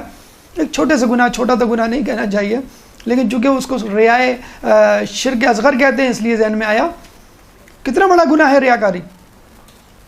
ریاکاری کیا ہے؟ شرک اصغر ہے۔ ابھی بقرعید میں 2 دن باقی ہیں، گلی کوچوں میں کیا نہیں ہو رہا مجھے بتلائیے۔ آپ گھر میں بیٹھے ہوتے ہیں، چھن چھن چھن ٹھک ٹھک ٹھک، چیخ پکار کی آوازیں، کیا ہو رہا ہے؟ گائے کو گھما رہے ہیں۔ آپ نکلتے ہیں دیکھتے ہیں کہ جو ہے وہ جانوروں کی کیٹ واک ہو رہی ہے، فلاں چوراہے پہ سب گائے جمع ہیں۔ کیوں؟ محلے کی مس کاؤ کا مقابلہ ہو رہا ہے، سب سے اچھی کاؤ کس کی ہے؟ ہو رہا ہے نہیں ہو رہا؟ ہمارے میں واٹس ایپ پہ کیا ہو رہا ہے؟ منہ دکھائی کس کی؟ جانور کی۔ یہ ہم نے جانور لیا، دیکھنے آ جائیں، اور جو نہیں دیکھنے گیا ہم نے تو واٹس ایپ پہ پکچر بھی بھیجی تھی، آپ ہمارا جانور نہیں دیکھنے آئے، ہم آپ سے ناراض ہیں۔ جیسے دلہن کی منہ دکھائی میں اگر کوئی رشتہ دار نہ شریک ہو کہ بھائی میں نامحرم کو نہیں دیکھتا، اس سے لوگ ناراض ہو جاتے ہیں۔ تو واٹس ایپ پہ جانور کی منہ دکھائی ہو رہی ہے، تو یہ کیا ہے؟ جانور اتنے لاکھ کا، جانور اتنے لاکھ کا، اور ہم نے اتنے کا لیا، ہم نے اتنے کا لیا۔ اس کے بعد پہلے جانور کو چارہ کھلا رہے ہیں اور اس کے بعد جانور کا گوشت تکہ پارٹی کی صورت میں۔ ابھی آپ دیکھیے گا کارمینا، حاجمولا سب بلیک میں مل رہی ہوگی، اور سب جو ہے ٹی وی کے آگے بیٹھے ہوں گے ٹوٹ کے دیکھنے کے لیے گوشت کیسے گلائیں، گوشت کیسے، گوشت نہ ہوا، مومن شقیب مومن کا دل ہو گیا کہ گلنے کو نہیں آ رہا۔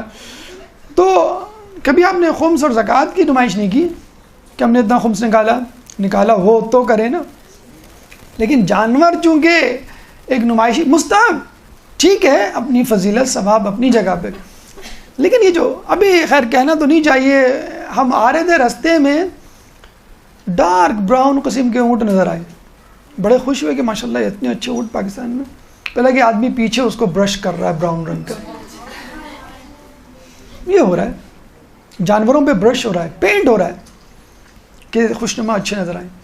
تو ہم ریاکاری میں ہر دیکھیں، ہر سنت ابراہیم کو، سنت رسول کو، سنت ائمہ کو، ہر چیز کو ریاکاری میں، دنیا پرستی میں بدل دیا گیا ہے۔ یوم عرفہ کے اعمال کسی کو نہیں یاد ہوں گے، محلے کی ہر گائے کی قیمت ہر بچے سے پوچھ لیں آپ، فلاں کی گائے اتنے کی، فلاں کی گائے اتنے کی، فلاں کی۔ بیٹا عرفہ کے دن کیا کیا کرنا ہوتا ذرا بتاؤ، عرفہ یہ کیا ہوتا؟ وہ تو وہاں پہ ہوتا، ہمارے لیے کوئی اعمال نہیں ہے۔ ساری رات بچے گھوم رہے ہوتے ہیں، کراچی کے پورے علاقوں میں یہی حال ہے، شب بیداریاں ہو رہی ہیں، لیکن عرفہ کے اعمال کے لیے، شب عرفہ کے لیے، عرفہ کے روزے کے لیے کوئی فکر نہیں کر رہا۔ تو یہ سب کیا ہے؟ شرک اصغر ہے، یہ سب کیا ہے؟ گناہ ہے۔ شیطان کو معلوم ہے یہ مسلمان شرک تو نہیں کرے گا، دوسرے گناہ تو کرے گا، اور شیطان نے کہہ دیا ہے، اس کا جملہ قرآن میں موجود ہے کہ میں تیری صراط مستقیم پہ بیٹھوں گا، میں شراب خانوں پہ، سینما ہالز میں، جوا خانوں میں نہیں بیٹھوں گا، میں تو مسجد میں بیٹھوں گا، میں امام بارگاہ میں بیٹھوں گا، میں مدرسے میں بیٹھوں گا، میں جو ہوں نماز پڑھنے والے کے پیچھے جاؤں گا، میں قربانی کرنے والے کے پیچھے جاؤں گا، تاکہ اس کو روکوں، اگر روک نہ سکوں تو ریاکاری پیدا کر دوں. یہ آخری حربہ ہوتا ہے. کچھ لوگوں کو آپ کو سن کے حیرت ہوگی، علماء عالم فرماتے ہیں کہ شیطان باقاعدہ فجر کے لیے اٹھاتا ہے، نماز شب کے لیے اٹھاتا ہے. کیوں؟ کہ وہ اس نماز شب پہ فخر کرنے لگے کہ میں نماز شب پڑھتا ہوں، کوئی نہیں پڑھتا، میں جنتی ہوں، باقی سب جہنم. میں فجر پڑھتا ہوں، میں اول وقت. تو یہ عبادت کا گناہ آپ کو جہنم میں لے جائے گا. تو اس بات کا خیال رکھیے کہ اگر آپ کسی نیکی کو کرنے میں کامیاب ہو گئے تو ہنوز دلی دور است، there are lot of slips between the cup and the lips. ابھی بھی آپ اغوا ہو سکتے ہیں. اور مجھے بتائیے، چور یا ڈکیت کسی جھگی میں ڈاکہ ڈالتا ہے، کسی بڑے بنگلے پہ ڈاکہ ڈالے گا نا، یہاں زیادہ پیسے ملیں گے مجھے، یہاں زیادہ مال ہوگا. تو مومن کی جیب، مومن کی کمائی، مومن کی نیکی پہ دھاوا ڈالے گا. بولے گا شیطان کیوں؟ کہ اس کے پاس نیکیوں کا خزانہ ہے، شیطان کو نیکیاں تو چاہیے. گناہگار فاسق کے پاس کیوں وہ آئے گا اس کو بہکانے کے لیے؟ تو شیطان اپنی پرستش سے مایوس ہو چکا ہے، شیطان شرک سے مایوس ہو چکا ہے، لیکن اور گناہوں پر ابھی بھی آمادہ ہے اور مومن کو بھی آمادہ کر رہا ہے. تو اس شیطان سے بچیے. حجت الوداع کے اہم پیغام، اہم ترین پیغام کو سمجھیے. اس کے بعد 5واں پیغام، امانت داری. رسول فرماتے ہیں کہ جو شخص کسی سے امانت لے اس کو واپس کر دے. مجھے بتائیے، رسول اپنی اعلان رسالت سے پہلے کیا مشہور تھے؟ صادق اور امین. کیا انہوں نے خود اپنے آپ کو انٹروڈیوس کروایا تھا کہ میں صادق ہوں، میں امین ہوں، مجھے صادق اور امین کہہ کے بھی پکار سکتے ہو، نام میرا محمد ہے؟ رسالت کا اعلان کیا، صادق اور امین ہونے کا اعلان کروایا اپنے کردار سے، تاکہ لوگ اعلان ہونے کے بعد جھوٹا نہ کہیں، کوئی اور بہانہ بنا دیں، جھوٹا نہ کہیں. ہمیں فخر ہے کہ جس شخص نے اپنے آپ کو صادق کہلوایا ہم اس کے ماننے والے ہیں، اس کی سنتوں پر چلنے والے ہیں، کیونکہ وہ کبھی جھوٹ نہیں بولا کرتا تھا، کبھی اس نے جھوٹ نہیں بولا.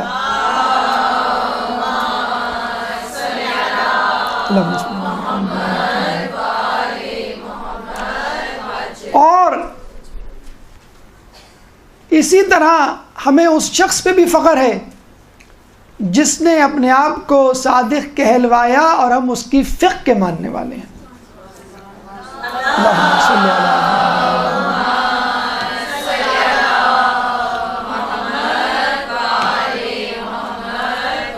ہمارا پہلا صادق ہمیں مسلمان بنا گیا اور ہمارا دوسرا صادق ہمیں فقہ جعفریہ کا ماننے والا.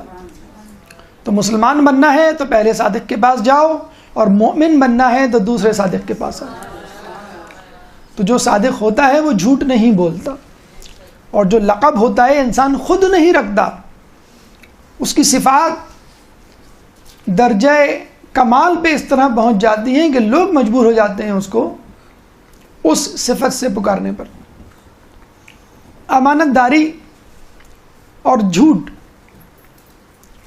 امانت داری اور سچ، یہ دو ایسی خوبیاں ہیں اگر کسی انسان میں پیدا ہو جائیں تو وہ ہر دل عزیز ہو جاتا ہے. امانت داری کے حوالے سے اگر آپ کو کسی محلے کی امانت داری دیکھنا ہو من حیث المجموعی، تو اس محلے میں کنڈے دیکھ لیجئے کتنی لوگ خیانت کر رہے ہیں، کتنے لوگ جو ہے امانت دے رہے ہیں. کسی کی چیز کو بلا اجازت استعمال کرنا یہ بھی خیانت ہے. کسی کا موبائل اٹھا لیا آپ نے، SMS پڑھنا شروع کر دیا اس کے، یہ بھی خیانت ہے. کسی نے آپ کو لباس دیا، پرس دیا کہیں جانے کے لیے، آپ نے دوسری جگہ جانے کے لیے بھی وہ استعمال کر لیا، یہاں پہ خیانت شروع ہو گئی. کسی نے آپ کو کوئی چیز استعمال کرنے کی، آپ نے جو ہے کسی اور کو دے دی، یا کسی خاص کام کے لیے استعمال کرنے کی دی، آپ نے کسی اور کام میں بھی استعمال کر لی، یہ بھی خیانت ہے. نماز نہیں ہوتی، وضو نہیں ہوتا اگر غصبی پانی سے وضو کیا جائے. اس جگہ نماز نہیں پڑھ سکتے. ہم جو یہاں پہ جو ہیں اپنے گھروں پہ قبضہ کر کے بیٹھے ہوئے، دوسروں کے گھروں پہ لینڈ مافیا ہیں، اور لینڈ مافیا کے علاوہ بھی جو لوگ کسی کی جگہ پہ قبضہ کر کے بیٹھ جائیں ان کے ہاں نمازیں قبول نہیں ہوتی ان کی جگہ پہ. جھوٹ، ہمارے معاشرے میں کتنا جھوٹ بولا جاتا ہے، اس کا اندازہ ایک سمپل سے ٹیسٹ سے لگا سکتے ہیں. 2 سوالات میں آپ کو بتاتا ہوں، ایک مردوں سے کیا جاتا ہے، ایک عورتوں سے. پتہ چل جائے گا کہ کون کتنا سچا ہے. عورتوں سے ان کی عمریں پوچھ لیں، مردوں سے ان کی سیلری، صاف پتہ چل جائے گا کہ کون کتنا سچا ہے. اچھا ہم ہی نہیں، مغرب بھی اس کرپشن میں، اس جھوٹ میں ملوث ہے. آپ پوچھیں وہاں پہ رہنے والوں کو، اچھا وہاں پہ ہر چیز کی انشورنس ہوتی ہے. گاڑی لی، ایکسیڈنٹ ہو گیا، آپ نے گاڑی واپس کر دی، دوسری گاڑی لے لی. سوٹ کیس لیا، کچھ دنوں بعد واپس کر دیا. کراچی آئے، کراچی سے آ کر دوبارہ انگلینڈ چلے گئے، 2 مہینے لگے آپ کو، آپ نے 2 مہینے بعد واپس کر دیا. بھائی یہ تو سوٹ کیس آپ نے کہا تھا 5 سال کی گارنٹی، 2 مہینے میں خراب ہو گیا. بھائی آپ PIA کی پرواز سے چلیں گے تو سوٹ کیس تو خراب ہوگا. آپ کو چھوٹی سی چوٹ آئی اور آپ جو ہے وہ پیر پہ آپ لنگڑا کے چلنے لگے کہ بھائی مجھے بہت درد ہو رہا ہے اور مجھے مغرب کے معاشرے میں اس طرح لوٹ رہے ہیں لوگ انشورنس کمپنیز کو، بیوقوف بنا کے، گورے بھی کالے بھی. پتہ نہیں کس نے کس کو سکھایا. بہرحال وہاں بھی یہ ہو رہا ہے کام. سوئس بینک اتنا رچ ملک ہے، وہ کیا کر رہا ہے؟ دنیا بھر کے لوگوں کی دولت کو اپنے بینک میں جمع کر رہا ہے اور وہ پوچھتا نہیں ہے دولت تم کہاں سے لائے. زیادہ تر دولت جو ہے وہ مسلمان ممالک، کرپشن کی دولت. پاکستان، انڈیا اول نمبر پہ. اچھا دینے والا نہ یہ بتلاتا ہے کہ میں نے کہاں سے کمائی، نہ یہ بتلاتا ہے کہ میرے علاوہ کون اس کا ذمہ دار ہوگا. اگر وہ مر گیا، جو کہ ہوتا ہے، ایک گورنمنٹ کے آنے کے بعد دوسری گورنمنٹ اس کو پھانسی دے دیتی ہے، زندان میں ڈال دیتی ہے، سارے اثاثے فریز کر دیتی ہے. تو سوئس گورنمنٹ کیا کرتی ہے؟ اب وہ اکاؤنٹ کسی اور کو نہیں دے گی، وہ پیسے خود کھا لیتی ہے. خود آپ کے بینک میں بھی اگر آپ کسی بینک میں پیسے جمع کرائیں اور سیکنڈ پرسن کا نام مینشن نہ کریں کہ میری موت کی صورت میں، حادثے کی صورت میں آپ کس کو رابطہ کریں، تو بینک خود رکھ لیتے ہیں. کروڑوں اربوں روپے اس طرح بینک کما لیتے ہیں ہر سال. تو سوئس بینک جہاں پہ کروڑوں اربے روپے جو ہے سیاستدانوں کے موجود ہوں گے، تو وہاں پہ کیا حال ہوگا دولت کا. امانت داری اور جھوٹ یہ کسی بھی شخص اور قوم کو جانچنے کا بہترین ذریعہ ہے. انگلینڈ والے اتنا امانت داری کا ڈھول پیٹتے ہیں، کوہ نور ہیرا اب تک انہوں نے واپس نہیں کیا ہمارا. باقاعدہ لاہور کی عدالت میں کوہ نور ہیرے پہ کیس ہوا ہے انگلینڈ کی گورنمنٹ کے خلاف کہ ہمارا ہیرا نہیں واپس کر کے دے رہے ابھی تک. برطانیہ کی ملکہ کے تاج پہ ابھی تک جو ہے وہ ہیرا جڑا ہوا ہے. اتنی دنیا بھر کی دولت رکھی بھی آپ نے اور کوہ نور ہیرا جو ہے وہ واپس کر کے نہیں دے رہے. تو لوگوں کو آپ کرپشن فری سوسائٹی کا درس دے رہے ہیں، خود آپ کی ملکہ جو ہے وہ کوہ نور ہیرا جو ہے وہ دبا کے بیٹھی ہوئی ہے. تو اگر آپ انسان کو درس دینا چاہتے ہیں صداقت کا، امانت کا، تو پہلے آپ اس پہ خود عمل کیجئے انفرادی طور پہ، من حیث المجموعی بطور قوم، اور پھر لوگوں کو درس دیجئے. اس کے بعد چھٹا پیغام حجت الوداع کا، خطبہ حجت الوداع کا، مردوں کے حقوق عورتوں پہ. ایک درود پڑھ دیں محمد علیہ محمد پہ.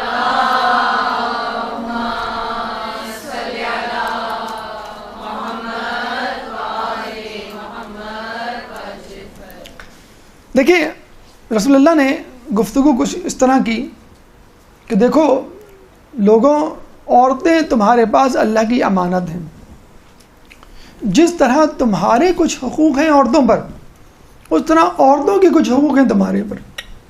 پھر انہوں نے مردوں کے حقوق بتائے اور عورتوں کے مختصراً. تفصیلات تو دیگر روایات اور آیات میں مل جائے گی آپ کو.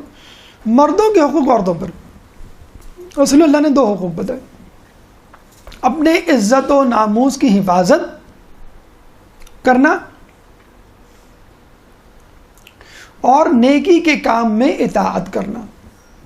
دیکھیں ایک فطری بات ہے کہ عورت باحیا ہوتی ہے، چاہے وہ بے دین ہی کیوں نہ ہو، چاہے وہ غیر مسلم ہی کیوں نہ ہو. جہاں پہ حجاب نہیں ہوتا وہاں کی عورت بھی جو ہے وہ باحیا ہوتی ہے. یہ ایک فطری اس کی جو ہے وہ جبلت ہے، ایک اللہ نے ودیعت کیا ہے اس میں.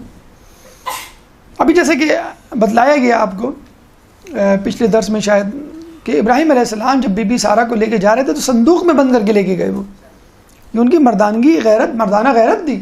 جس نے گوارا نہیں کیا کہ مصر کے حکام جو ہے میری عورت پہ، میری بیوی پہ غلط نگاہ ڈالیں. آپ مولا علی جب کوفے میں آتے ہیں تو کیا کہتے ہیں بے پردہ عورتوں کو دیکھ کے؟ ایک کوفے کے مردوں تمہاری غیرت کو کیا ہوا؟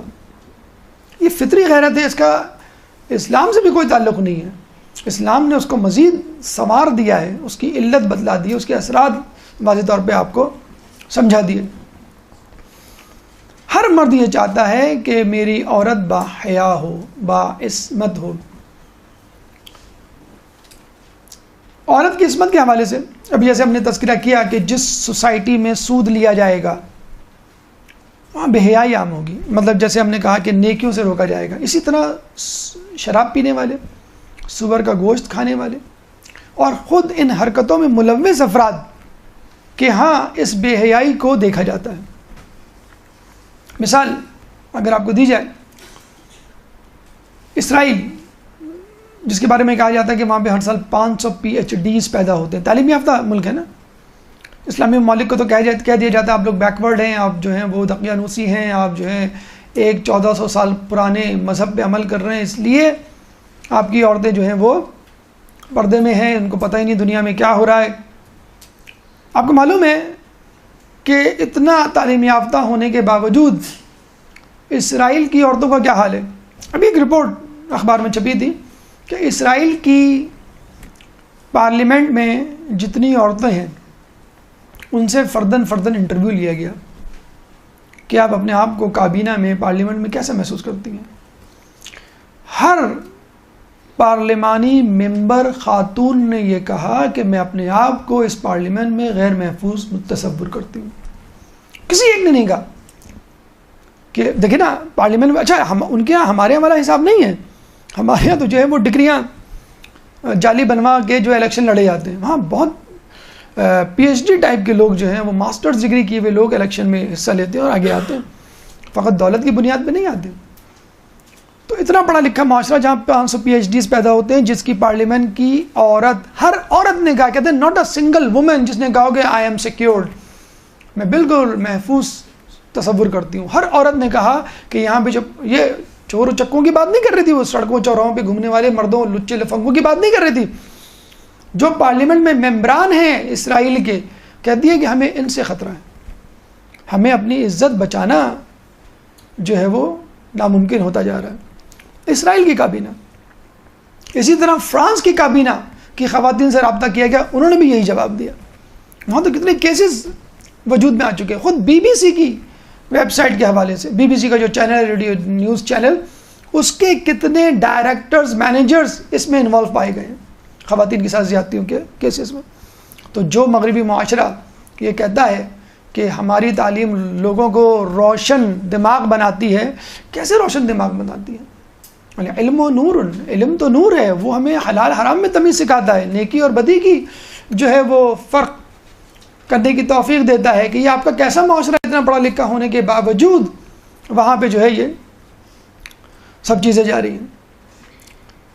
باقاعدہ امریکہ میں ایک تنظیم بنی کہ جس تنظیم میں یہ فیصلہ کیا کہ ہم باقاعدہ خفیہ ویڈیوز بنائیں گے چوراہوں پر، سڑکوں پر، کہ جن خواتین کو چھیڑا جاتا ہے۔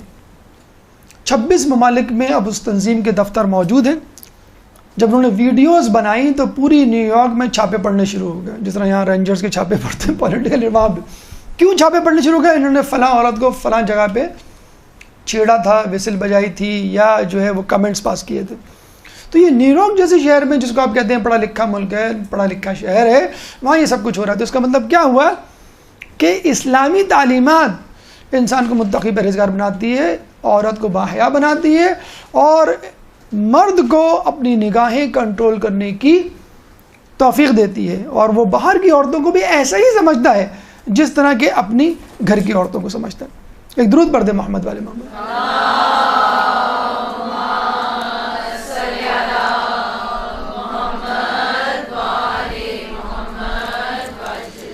اچھا، یہ تو ہو گئے عورتوں کے حقوق۔ اب مردوں کے حقوق، اب عورتوں کے حقوق مردوں پر۔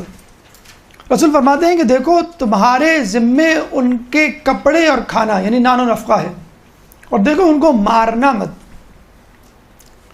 یہ اسلام میں باقاعدہ اصول ہے کہ اگر آپ کسی خاندان سے لڑکی کو بیاہ کے لاتے ہیں تو اب اس کا رکھ رکھاؤ اس خاندان کے مطابق کرنا ہوگا۔ وہ جس قسم کے کپڑے پہنتی تھی، جس قسم کے میوے کھاتی تھی، یا تو آپ پہلے سے بات کر لیجئے کہ بھئی میرے گھر میں کچھ نہیں ہے، میری تنخواہ اتنی ہے، بجٹ اتنا ہے، تو میں یہ دے سکتا ہوں۔ ورنہ عورت کا یہ حق ہے، وہ مانگ سکتی ہے، چھوڑ دے ایک الگ بات ہے، اور جہاں تک مارنے کی بات ہے تو یہ کہا جاتا ہے کہ جو مرد اپنی عورت پر ہاتھ اٹھائے وہ تماچا مارتا ہے اپنی مردانگی پر. اگر آپ کو غصہ اتارنا ہے تو اپنے جیسے مردوں پر، اپنے جیسے طاقت کے حامل لوگوں پر غصہ اتاریے. ایک عورت جو کمزور ہے جسمانی یا بدنی اعتبار سے، آپ اس پہ غصہ اتار کے ناحق اپنی مردانگی کا ثبوت دے رہے ہیں. تو عورتوں کے حوالے سے کہا جاتا ہے کہ اگر کسی مرد کے بارے میں معلوم کرنا ہو کہ وہ نیک ہے کیا نہیں، اس کے گھر والوں کی، اس کے گھر کی عورتوں سے اس کے بارے میں پوچھو. یہ بالکل فیکٹ بات ہے. اگر انسان حقیقت میں نیک ہوگا تو وہ ان لوگوں سے بھی نیکی کا برتاؤ کرے گا جو اس کے ماتحتین ہیں، جن سے اگر وہ نیکی نہ بھی کرے تو کوئی فرق نہیں پڑتا. احسان اور نیکی کے بارے میں کہا جاتا ہے کہ اصل احسان یا نیکی وہ ہے کہ تم اس سے کرو جس سے کسی بدلے کی توقع نہ ہو. دوستوں سے تو آپ ہنس کے بات کریں گے، دوستوں سے تو آپ نیکی کریں گے، لیکن گھر والوں سے نیکی کر کے آپ کو معلوم ہے ریٹرن تو ملنا نہیں کہ میں نیکی کیوں کروں، کیوں میں پولائٹنس یا اخلاق کچھ کا جو ہے وہ پولائٹنس کا یا اخلاق کا یا مظاہرہ کروں. تو مردوں کو چاہیے اپنا کرائٹیریا، اپنے اخلاق کا کرائٹیریا اپنی عورتوں کو بنائیں. اگر ان کی گھر کی عورتیں ان کے مردوں کی تعریف کرتے ہیں تو یقیناً وہ بھی تعریف کے قابل ہیں. اس کے بعد رسول اللہ نے 8واں پیغام جو دیا وہ حرمت کعبہ کے حوالے سے، احترام مومن کے حوالے سے، بلکہ 8واں پیغام تھا قرآن و عطرت. انی تارکن فیکم الثقلین کتاب اللہ و عطرتی ما ان تمسکتم لا تضلوا بعدی، کہ میں تمہارے درمیان 2 گراں قدر چیزیں چھوڑ جا رہا ہوں، اگر تم ان سے متمسک ہو گئے تو کبھی گمراہ نہیں ہوگے حتیٰ کہ مجھ سے حوض کوثر پہ ملاقات کیوں نہ کر لو. لوگوں نے قرآن و سنت، قرآن و عطرت کہا تھا، رسول اللہ نے اس کو بدل کے قرآن و سنت کر دیا. حدیث یا سنت مجھے بتلائیے ہمیں کہاں سے ملے گی؟ کوئی کر کے دکھائے گا نا ہم کو، کوئی قول کے ذریعے ہمیں سنت کو پہنچائے گا. ہم کس کے قول پہ اعتبار کریں؟ اس کے قول پہ اعتبار کریں جو باعصمت ہے اور کسی گناہ کا مرتکب نہیں ہوا، یا اس پہ اعتبار کریں جو گناہ کا احتمال رکھتا ہے؟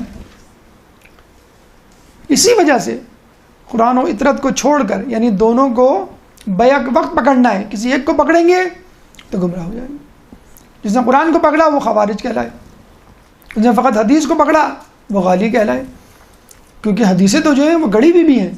جب تک ان کو قرآن کے میزان میں نہیں پرکھا جائے گا کیسے پتہ چلے گا کون سی حدیث ٹھیک ہے کون سی حدیث غلط ہے؟ لوگوں کے بنائے ہوئے ایک امام فرماتے ہیں کہ دیکھو، اگر میری بتائی ہوئی کوئی بات تمہیں قرآن و سنت کی مخالفت میں لگے تو اس کو دیوار پہ دے مارنا. اور اللہ کے بنائے ہوئے امام نے کیا کہا کہ دیکھو میری بتائی ہوئی کوئی بات تمہیں قرآن و سنت قرآن کی مخالفت میں لگے تو اس کو دیوار پہ دے مارنا، اور یہ سمجھ لینا کہ یہ میں نے کہا ہی نہیں. ہمارا امام خدا کا بنایا ہوا منتخب نمائندہ کبھی غلطی نہیں کر سکتا، نہ قول میں نہ فعل میں. جبکہ سنت کی اگر آپ بات کریں تو سنت کس کے ذریعے پہنچے گی؟ اگر غیر معصوم کے ذریعے پہنچے گی تو اس میں احتمال موجود ہے کہ وہ غلط ہو، من گھڑت ہو، غلو ہو، کوئی امتزاج ہو، کوئی ملاوٹ ہو. اور اگر معصوم کے ذریعے پہنچے گی تو اس میں کسی قسم کا احتمال یا شک و شبے کی گنجائش نہیں ہوگی. درود پڑھ دیں محمد والے محمد. اللہم صلی علی محمد.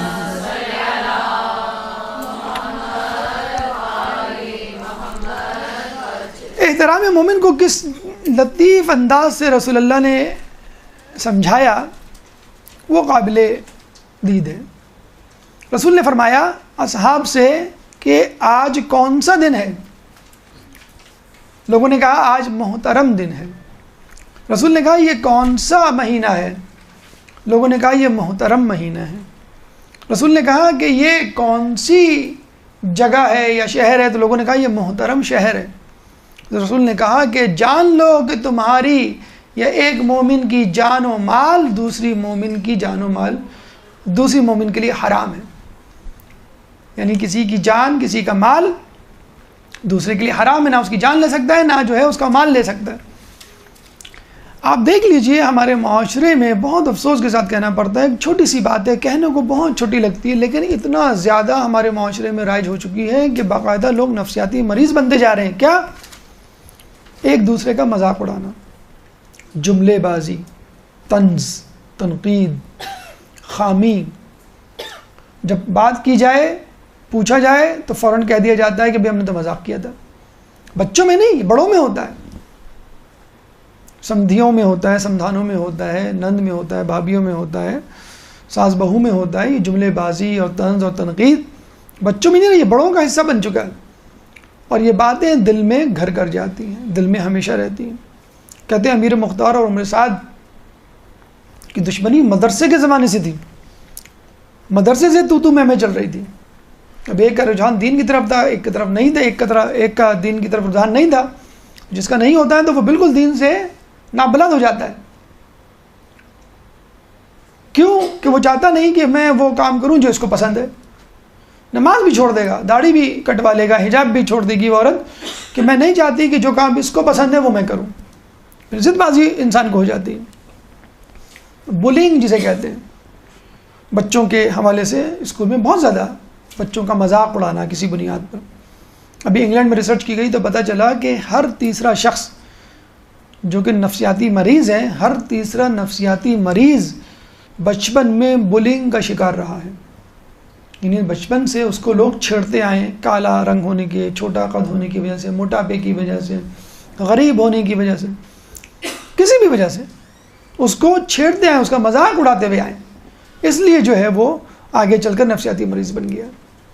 ہم اپنے بچے کا مذاق اڑا رہے ہوتے ہیں. تمہیں تو کوئی کام کرنا نہیں آتا، تم سے کام کہا جائے تو اس کام کو بگاڑ دیتے ہو. اس سے بہتر تو یہ کہ انسان خود کام کر لے. تم لوگ ہوتے ہوئے تو یہاں پہ کوئی کام نہیں ہو سکتا، چلو نکل جاؤ. کتنی مرتبہ منع کیا ہے کہ بیچ میں نہیں بولا کرو. تو یہ ہم کیا کر رہے ہیں؟ بچے کی شخصیت کو ڈسٹارٹ کر رہے ہیں. تم اتنے سوال جواب کرتی کیوں ہو؟ کیا ضرورت ہے تمہیں ہر کسی کی نوک جھوک سنگن لینے کی؟ تو ہم یہ کیا کر رہے ہیں؟ اپنے بچوں کو بلنگ کر رہے ہیں، اپنے بچوں کی توہین کر رہے ہیں. ضروری نہیں ہے کہ توہین جو ہے وہ اپنے سامنے کے برابر کے ہم منصب انسان کی ہو، بچوں کی بھی توہین ہو سکتی ہے. اصحاب رسول جب جا رہے تھے ہجرت مدینہ کے وقت تو کعبے کی طرف رک کے رونے لگے کھڑے ہو کر. رسول نے کہا کہ کعبہ تمہیں بڑا عزیز ہے؟ کہنے لگے ہے ہاں کیوں نہیں عزیز ہو، اللہ کا گھر ہے. رسول نے کہا کہ مومن کی عزت اس کعبے سے بڑھ کر ہے. ہم بڑے آرام سے مومن کا مذاق اڑا جاتے ہیں، ہم بڑے مذاق سے جو ہے اس کی بات کو رد کر جاتے ہیں. کیونکہ وہ اللہ کا ولی، کوئی امام، کوئی نبی، کوئی بزرگ شخصیت نہیں ہے. صرف اس وجہ سے کوئی ہی کیوں نہ ہو، حتیٰ کہ فاسق و فاجر ہی کیوں نہ ہو. اللہ گناہ کی نہیں بات کر رہا میں. ایک ہوتے ہیں سیکولر انوائرمنٹ میں رہنے والے، لیکن آپ کو حق نہیں ہے. غیبت اگر کوئی کر رہا ہو، جس کے بارے میں کہا جاتا ہے کہ اگر کوئی غیبت کر رہا ہو اور اس کو بھری محفل میں آپ ٹوک دیں بدتمیزی سے کہ بھئی کیا تم ہر کسی کی غیبت لے کے بیٹھ جاتے ہو، یہ آپ نے بے احترامی کر دی اس مومن کی اور اس سے بڑا گناہ کر دیا. وہ تو فقط غیبت کر رہا تھا، آپ نے جو ہے توہین کر کے کعبے کو اٹھا دیا. ہم بڑے مزے سے جو ہے وہ لوگوں کے سامنے محفل میں اپنے بچے کو ڈانٹ دیتے. کتنی مرتبہ تم کو منع کیا ہے کہ میوزک نہ سنا کرو، کتنی مرتبہ منع کیا ہے کہ تم یہ پروگرام نہ دیکھا کرو. آپ اکیلے سے بھی تو سمجھا سکتے ہیں اس کو. کھانے کے ٹیبل پہ کھانا شروع ہوتا نہیں ہے باپ کے سامنے، آپ بچے کے. بتاؤں تم کو تمہارے باپ کو آج تم نے کیا کیا؟ پورے کھانے کے ٹیبل پہ جو ہے اس کی رودات جو ہے فلم چل رہی ہوتی ہے. یہی بات آپ اکیلے میں بھی سمجھا سکتے ہیں. یعنی آپ اور آپ کا بچہ، اس کا کوئی بہن بھائی ساتھ نہ ہو. بہن بھائی ساتھ ہوگا تو بس اس کی بے عزتی ہو گئی. اب وہ اس کو یاد رکھے گا، ان اکھیوں سے اس کو دیکھ رہا ہوگا اور کہے گا ٹھیک ہے بیٹا تم نے شکایت لگائی ہوگی، اب کل میں تمہاری بات بتاؤں، وہ اپنی بات بتانا، اس کی بات بتانا. تو دونوں ایک دوسرے کی سیکریٹس آؤٹ کر رہے ہوتے ہیں. قصور ان کا نہیں ہے، قصور ہمارا ہے کہ ہم نے بچے کو مجبور کیا. سر عام کہتے ہیں کہ بچے کو رنگے ہاتھوں بھی نہیں پکڑنا چاہیے کوئی گناہ کرتے ہوئے. تم چھاپا مارتے ہیں نا، کمرہ کا دروازہ کھول دیتے ہیں، کیا دیکھ رہے ہو، چلو جاؤ، اور خود دروازہ کر کے بیٹھ کے. تو بھائی یہ ایسا نہ کریں. آپ بچے کو جو ہے سر عام ڈانٹ کے رنگے ہاتھ پکڑ کے اس کی ساری عزت دار کر رہے ہیں. ہم میں سے کون ہے یہ جو دعویٰ کرے ہم نے زندگی میں کوئی گناہ نہیں کیا، چھوٹا یا بڑا؟ بھائی معصوم ہے ہی نہیں کوئی. تو جب آپ خود کہتے ہیں کہ بھئی ہم بھی گناہ گار ہیں تو بچہ بھی گناہ گار ہے. اور آپ کے زمانے میں یہ WhatsApp, internet, Facebook, TV channels, smartphones نہیں ہوا کرتے تھے. اسمارٹ لوگ ہوا کریں لیکن اسمارٹ فونز نہیں تھے. تو گناہوں کے ذرائع زیادہ ہو گئے ہیں. تو تھوڑی سی رعایت دیجیے اپنے بچوں کو. اس کا مطلب یہ نہیں کہ بچے کو گناہ کرنے دیجیے. اتنی زیادہ سختی، اتنا زیادہ جو ہے وہ آپ سرزنش کریں گے تو وہ اسپرنگ کی طرح دوبارہ واپس آئے گا، سمجھانے والے انداز سے اور اکیلے میں. یا یقین کیجیے کہا یہ جاتا ہے، بہت اچھا سا اصول ہے تربیت کا، کہ تعریف سب کے سامنے اور ڈانٹ یا اصلاح تنہائی میں. اصلاح کرنی ہو تو تنہائی میں کریں. یقین کریں بچے پہ بالکل لائک اے بلٹ، جسے تیر نشانے پہ لگتا ہے اس طرح اثر ہوگا. آپ اس کی فیس ریڈنگ کر کے دیکھ لیجئے. آپ جو سب کے سامنے جو اس کو لتاڑ رہے ہوتے ہیں، آپ سمجھ رہے ہوتے ہیں آپ کے چیخ چلانے سے بچہ بہت سمجھ رہا ہوگا، پڑوس میں تو آواز چلی جاتی ہے آپ کی کہ ان کے گھر میں آج جو ہے وہ تھرڈ ورلڈ وار ہوئی ہے، لیکن اس بچے پہ کوئی اثر نہیں ہوگا. ایک درود پڑھ دیں محمد والے محمد.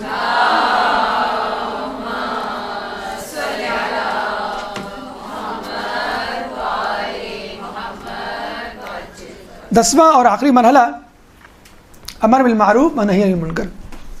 رسول اللہ نے کہا کہ دیکھو جو لوگ موجود ہیں وہ لوگ ان لوگوں تک میرا پیغام پہنچا دیں کہ جو نہیں موجود، کیونکہ میرے بعد کوئی نبی نہیں آئے گا. کتنا بڑا اسٹیٹس دیا ہے، کتنی عزت دی ہے، وجہ بتلا دی کہ جو لوگ موجود ہیں وہ ان لوگوں تک میرا پیغام پہنچا دیں کہ جو موجود نہیں ہے، کیونکہ میرے بعد کوئی نبی نہیں ہوگا. اس کا مطلب کیا ہوا؟ اب امت کو نبیوں والا کام کرنا ہے. ہر شخص معنوی طور پہ اپنے آپ کو نبی سمجھے، اندرونی طور پہ اپنے آپ کو نبی سمجھے، کام کرنے کے حوالے سے اپنے آپ کو اللہ کا میسنجر سمجھے. حقیقت میں نہیں، ورچولی جسے کہتے ہیں لفظ، ایکچولی نہیں، ورچولی، کیونکہ ہم نبیوں والا کام کر رہے ہیں. اب کوئی شخص یہ نہ کہے کہ میں بیچلر ماسٹرز کی ڈگری لوں، میں حوزہ علمیہ میں پڑھوں، میں امامہ سر پہ رکھوں، میں حجاب کروں، یا میں تمام کام کر لوں. تب جو کام آپ کر رہے ہیں اس کی تبلیغ شروع کر دیجیے. جب یہ آیت اتری یا ایھا الذین آمنوا قوا انفسکم واہلیکم نارا وقودھا الناس والحجارہ، کہ ایمان والوں بچاؤ اپنے آپ کو اور اپنے گھر والوں کو جہنم کی آگ سے کہ جس کا ایندھن انسان اور پتھر ہوں گے. ایک شخص روتا ہوا آیا باقاعدہ کہ رسول پہلے اپنے آپ کو جہنم سے بچانا کیا مشکل تھا؟ آسان تھا کہ جو میں اپنے گھر والوں کو بھی بچاؤں؟ تو بہت مشکل کام ہے. تو رسول نے کہا کہ بس تم جو کرتے ہو، جو کرتے ہو وہی اپنے گھر والوں کو کرنے کو کہو. آپ کو کون کہہ رہا ہے کہ پورا جو ہے وہ قرآن کھول کے بیٹھ جائیں اور پوری جو ہے وہ کافی اور تہذیب استفسار کی کتابیں بحر الانوار کھول کے بیٹھ جائیں؟ بس جو آپ کر رہے ہیں، بلکہ بولنے کی بھی ضرورت نہیں گھر والوں کو. تو جو آپ کر رہے ہیں آپ کو دیکھ کے وہ بھی کریں گے. آپ ٹی وی دیکھ رہے ہیں، بچے بھی ٹی وی دیکھیں گے. آپ نماز پڑھ رہے ہیں، آپ بچے بھی نماز پڑھیں گے. حجاب کر رہے ہیں، بچے بھی نماز پڑھیں گے.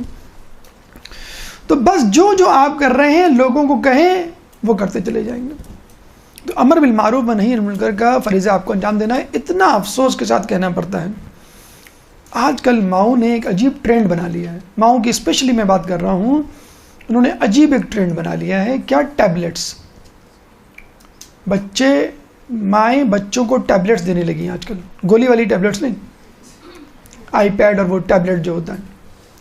بچہ اس میں جو ہے وہ پویم سن رہا ہے، بچہ اس میں جو ہے وہ کارٹون دیکھ رہا ہے اور تمام چیزیں. اتنا لوگ بچے شوقین ہو گئے ہیں کہ وہ آس پاس دیکھتے ہی نہیں کہ کیا ہو گیا ہے.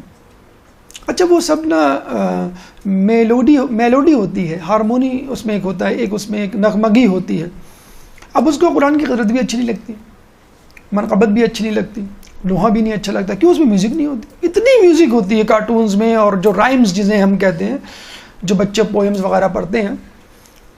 تو اچھا پھر کارٹون نکولڈن جو کارٹون ہے اس کے بارے میں آپ سن لیں. 2 اس قسم کی سیریز آئی ہوئی ہیں جس میں باقاعدہ جو گے میرجز کو پروموٹ کیا جا رہا ہے. تو یہ ہمارے معاشرے میں میڈیا کے ذریعے تبلیغ شروع ہو چکی ہے شیطان کی. اگر آپ نے تھوڑی سی بھی دیر کی شیطان اچک لے گا آپ کے بچوں کو. اور آپ تو خود اپنے بچوں کو حوالے کر رہے ہیں. 8 سال کا بچہ، 10 سال کا بچہ اسمارٹ فون لے کے گھوم رہا ہے. کمپٹیشن میں، میٹرلزم کی دوڑ میں کہ چچا نے دلایا ہے تو میں بھی، چچا کے بیٹے کے پاس موبائل ہے، میرے پاس بھی موبائل ہے. آپ کو معلوم ہے اس موبائل پہ وہ کیا دیکھ رہا ہے؟ آپ صرف ویب سائٹ، جو نیوز ویب سائٹس ہیں وہ پڑھ لیں، آپ دائیں بائیں آپ دیکھ لیں، ایڈورٹیزمنٹ جو چل رہے ہوتے ہیں فیس بک پہ اور جو نیوز ویب سائٹ ہے، آپ کے بچے وہ دیکھ رہے ہیں. اور آپ جو ہے ٹیبلٹ دلا کے اس کو وہاں بٹھا دیتی ہیں. وہاں کیا بٹھاتی ہیں؟ آپ ایک صوفے پہ بیٹھے ہو, ایک بستر پہ بیٹھے ہو, آپ اس کونے پہ, بچہ اس کونے پہ. ایک ماں نے باقاعدہ فون کر کے کہا ہے کہ میرا بچہ کچھ نہیں پڑھتا, اسکول بھی نہیں جاتا, سوتا رہتا ہے, یا پھر میں نے کہا یا پھر کہنا بس موبائل سے کھیلتا رہتا ہے, اسمارٹ فون. کس نے دلایا؟ نانی نے دلایا, ضد کر رہا تھا.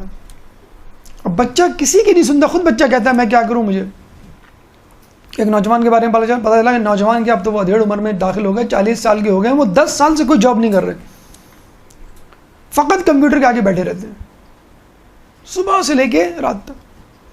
ہمارے ایک اسٹوڈنٹ تھے, جب نیا نیا انٹرنیٹ آیا تھا, کتنے گھنٹے وہ انٹرنیٹ پہ بیٹھتا تھا؟ 14 گھنٹے. 14 گھنٹے. اور آج کل آپ دیکھ لیجئے 4 دوست بیٹھے ہوں گے, سب اپنے اپنے موبائل پہ لگے ہوئے ہوں گے. سنگاپور میں باقاعدہ ایک ایپ انٹروڈیوس کروایا ہے سنگاپور نے, کہ جب 4-5 لوگ بیٹھے ہوں تو وہاں پہ وہ ایپ آن کریں آپ تو سارے موبائل جیم ہو جائیں گے. کیوں؟ تاکہ لوگ موبائل پہ نہ بات کریں, ایک دوسرے سے بات کریں. کیا ہوتا ہے؟ جو انسان بیٹھا ہوا ہے اس سے بات نہیں کر رہے, جو موجود نہیں اس سے بات کر رہے ہیں. ایک دوست جو بیٹھا ہوا تھا, جب دیکھا اس نے کوئی نہیں بات کر رہا, سب اپنے اپنے موبائل پہ لگے ہوئے, تو اٹھ کے چلا گیا اپنے گھر. پھر وہاں سے SMS کرنا شروع کر دیا, پھر لوگ بات کرنے لگے. کہیں گے تم اٹھ کے کیوں چلے گئے؟ کہنے لگے یہ آج کل اسٹائل ہو گیا ہے کہ جو موجود نہ ہو اس سے بات کرو. اس لیے میں نے کہا کہ میں تم لوگوں کے سامنے کیا بیٹھوں, تو اپنے گھر آ گیا, اپنے گھر سے تم کو موبائل پہ SMS کر رہا ہوں. حد درجے بے وقوفی ہے کہ جو سامنے بیٹھا ہوا ہے اس سے بات نہیں کر رہے. خیر یہ بات میاں بیوی کے لیے بھی کی جا سکتی ہے, گھر والوں کے درمیان بھی کی جا سکتی ہے, کہ گھر والے بیٹھے ہوئے ہوتے ہیں اور کوئی ٹی وی پہ لگا ہوا ہے, کوئی موبائل پہ لگا ہوا ہے.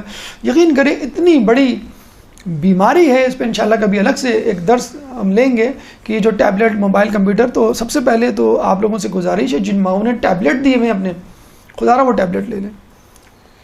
اسمارٹ فونز دیے ہوئے ہیں, خدا را وہ اسمارٹ فونز لے لیں. ایک وقت مقرر کر دیں بچوں کے لیے, ٹی وی کے لیے مقرر وقت مقرر ہوتا ہے کہ وہ کبھی بھی نہیں دیکھے گا. اسمارٹ فون کی تو مسئلہ ہی نہیں ہے, آپ چادر کے اندر سے SMS وغیرہ سب کچھ کر رہے ہوتے. جی امی کچھ نہیں, امی میں تو بند کر رہا تھا, وہ تو دیکھ رہا تھا میں SMS آیا کس کا. کوئی مسئلہ ہی نہیں ہے, اسمارٹ فون آپ کے ہاتھ میں. لوگوں کے پاس اسمارٹ فون ہے لیکن خود اسمارٹ نہیں ہے. ہونڈا سیوک ہے لیکن سیوک سینس نہیں ہے. تو سائنسی ایجادات غلط چیزوں کے لیے استعمال ہو رہی ہے, لیکن خود آپ ذمہ دار ہیں بچوں کے ہاتھ میں یہ گیجٹس دے کر ان کی عمر سے پہلے. اس حوالے سے ایک اور بات جو ہم نے علماء اعلام سے سنی اور ہمیں بڑی حیرت ہوئی کہ کتنی بڑی دور کی کوڑی لے کر آئے. کہنے لگے کہ جب امام زمانہ کا ظہور ہوگا, اللہم صلی علی محمد و علی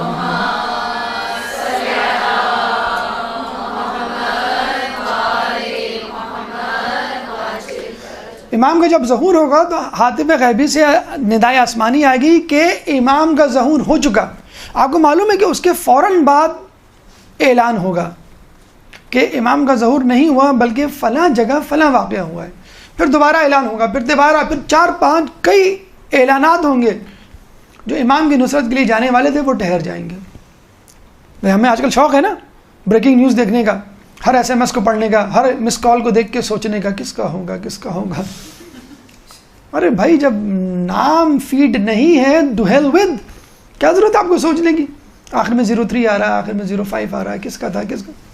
ارے چھوڑ دیں بھائی, ان نون نمبر کیوں دماغ کا. تو کہتے ہیں کہ یہ جو علماء اعلام جو فیوچر پہ نظر رکھے ہوئے, وہ کہتے ہیں کہ جو بعد کی خبریں ہوں گی, بعد کی ندائیں ہوں گی, وہ سیٹلائٹ ٹی وی اور موبائلز کے ذریعے آئیں گی. بریکنگ نیوز ہوں گی, فلاں جگہ یہ واقع ہو گیا, فلاں جگہ یہ واقع ہو گیا, فلاں یہ ہو گیا, آپ اس طرف جائیں, یا فلاں خبروں کی اپڈیٹس لیں. کیا ہوا ہوگا زیادہ زیادہ؟ ورلڈ کپ, T20, اولمپکس, کسی فلم, کسی ڈرامے کا شاخسانہ, اور لوگ امام کی خبر کو بھول جائیں گے اور ان کی توجہ اس طرف ہو جائے گی. جیسے آج کل ہم نہیں کرتے, T20 ورلڈ کپ, اولمپک آ رہا ہے, چلو مجلس میں نہیں جاتے یار, گھر پہ سن لیں گے. نماز مؤخر کرتے ہیں کہ نہیں کرتے ہم اپنے میچز کے لیے؟ تو بس اس وقت بھی یہی ہوگا, یہی میڈیا ہوگا جو آپ کو امام کی نصرت سے روکے گا. آپ تو یہی کہیں گے کہ میں تو سمجھا تھا کہ نہیں ہوا, یا غلط نیوز دی. آپ کو یہ عادت کس نے ڈلوائی؟ علماء اعلام نے تو نہیں کہا تھا کہ آپ ہر وقت جو ہے وہ اپنے موبائل کی ہر بات پر یقین کر لیں, علماء اعلام اور مجالس پہ نہ جائیں آپ. کتابیں نہ پڑھیں، دروس نہ سنیں، تو اگر آپ امر بالمعروف و نہی عن المنکر نہیں کریں گے تو یہ میڈیا تو کر رہا ہے، کرے گا نہیں، کر رہا ہے۔ میڈیا، ڈرامے، فلمیں، انٹرنیٹ آپ کے بچوں کی تربیت غیر محسوس طریقے پہ کر رہے ہیں، وہ کر لیں گے۔ آخر میں ایک بات کہنا ہم ضروری سمجھیں گے، حجت الوداع، ایک درود پڑھ دیں محمد والے محمد۔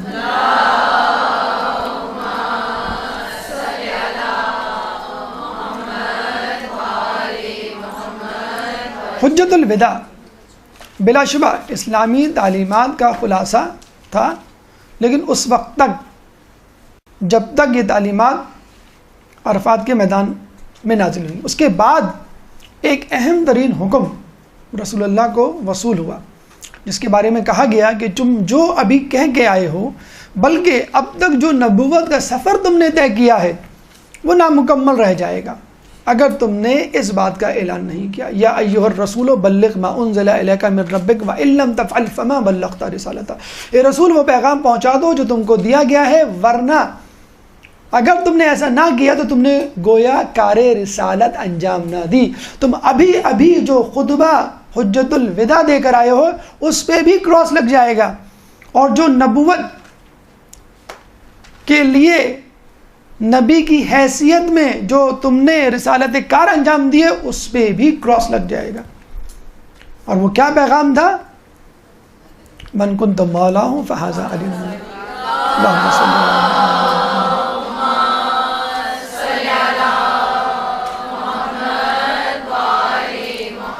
اور اگر ایسا نہ ہوتا تو جبرائیل فوراً یہ آیت لے کے نہ نازل ہوتے، الیوم اکملت لکم دینکم واتممت علیکم نعمتی ورضیت لکم الاسلام دینا، کہ آج تمہارے لیے دین مکمل ہو گیا، تم پہ نعمتیں تمام ہو گئی اور تم دین اسلام پر راضی ہو گئے۔ اے میرے خدا مجھے اتنا تو بتلا کہ یہ آیت تو نے خطبہ حجت الوداع کے بعد کیوں نہیں نازل کی؟ الیوم اکملت لکم دینکم، کہ آج تمہارا دین مکمل ہو گیا، اس آیت کو ود ہولڈ کر کے کیوں رکھا؟ اس لیے رکھا کہ اہم ترین اعلان ہونا تھا۔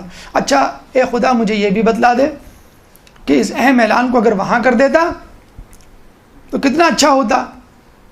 تو کتنی احادیث، کتنے خطبے رسول اللہ کے موجود ہیں جن میں آخری جملوں کو حذف کر دیا گیا، فقط یہ کہہ کے کہ راوی بھول گیا، کہ اگر یہ اعلان حجت الوداع کے موقع پر خطبہ حجت الوداع پہ کر دیا جاتا تو لوگ کہتے کہ اتنا تو ہم نے سنا، باقی حصہ ہم بھول گئے۔ رسول نے جب کہا تھا کہ میرے بعد 12 امام ہوں گے، تمام کے تمام قریش کی شاخ بنی ہاشم سے ہوں گے، تو لوگ اس روایت کو کس طرح مروی کرنے لگے کہ رسول نے فرمایا کہ میرے بعد 12 امام ہوں گے اور تمام کے تمام قریش سے ہوں گے۔ اور جب اسی بنیاد پر سقیفہ میں خلافت کے لیے بیعت لی گئی اور مولا علی کو بتایا گیا کہ اس بات پر بیعت لی گئی ہے، تو مولا نے کہا کہ لوگ درخت تک تو پہنچ گئے، پھل نہ پا پائے، پھل نہیں حاصل کیا۔ تو جو لوگ خطبہ حجت الوداع پہ یقین رکھتے ہیں ان کے لیے عرض ہے کہ اس خطبے کا اہم ترین حصہ خطبہ غدیر خم ہے، کہ جس میں اللہ کے رسول نے اللہ کی طرف سے دیے گئے پیغام ولایت علی کو لوگوں کے سامنے پیش کیا، اور اس کے بغیر دین مکمل نہیں ہے۔ اللہ تعالیٰ سے دعا ہے کہ ہمیں ولایت علی پر عمل کرنے کی اور اس کو اپنانے کی توفیق عطا فرما، مذہب اہل بیت کی پیروی کرنے کی توفیق عطا فرما، قیامت میں ان کی شفاعت سے بہرہ مند فرما، ایمان کے ظہور میں تعجیل فرما، اور ہمیں ان کے انصار و اعوان میں شامل فرما۔ وآخر دعوانا ان الحمد للہ رب العالمین۔ يا مولا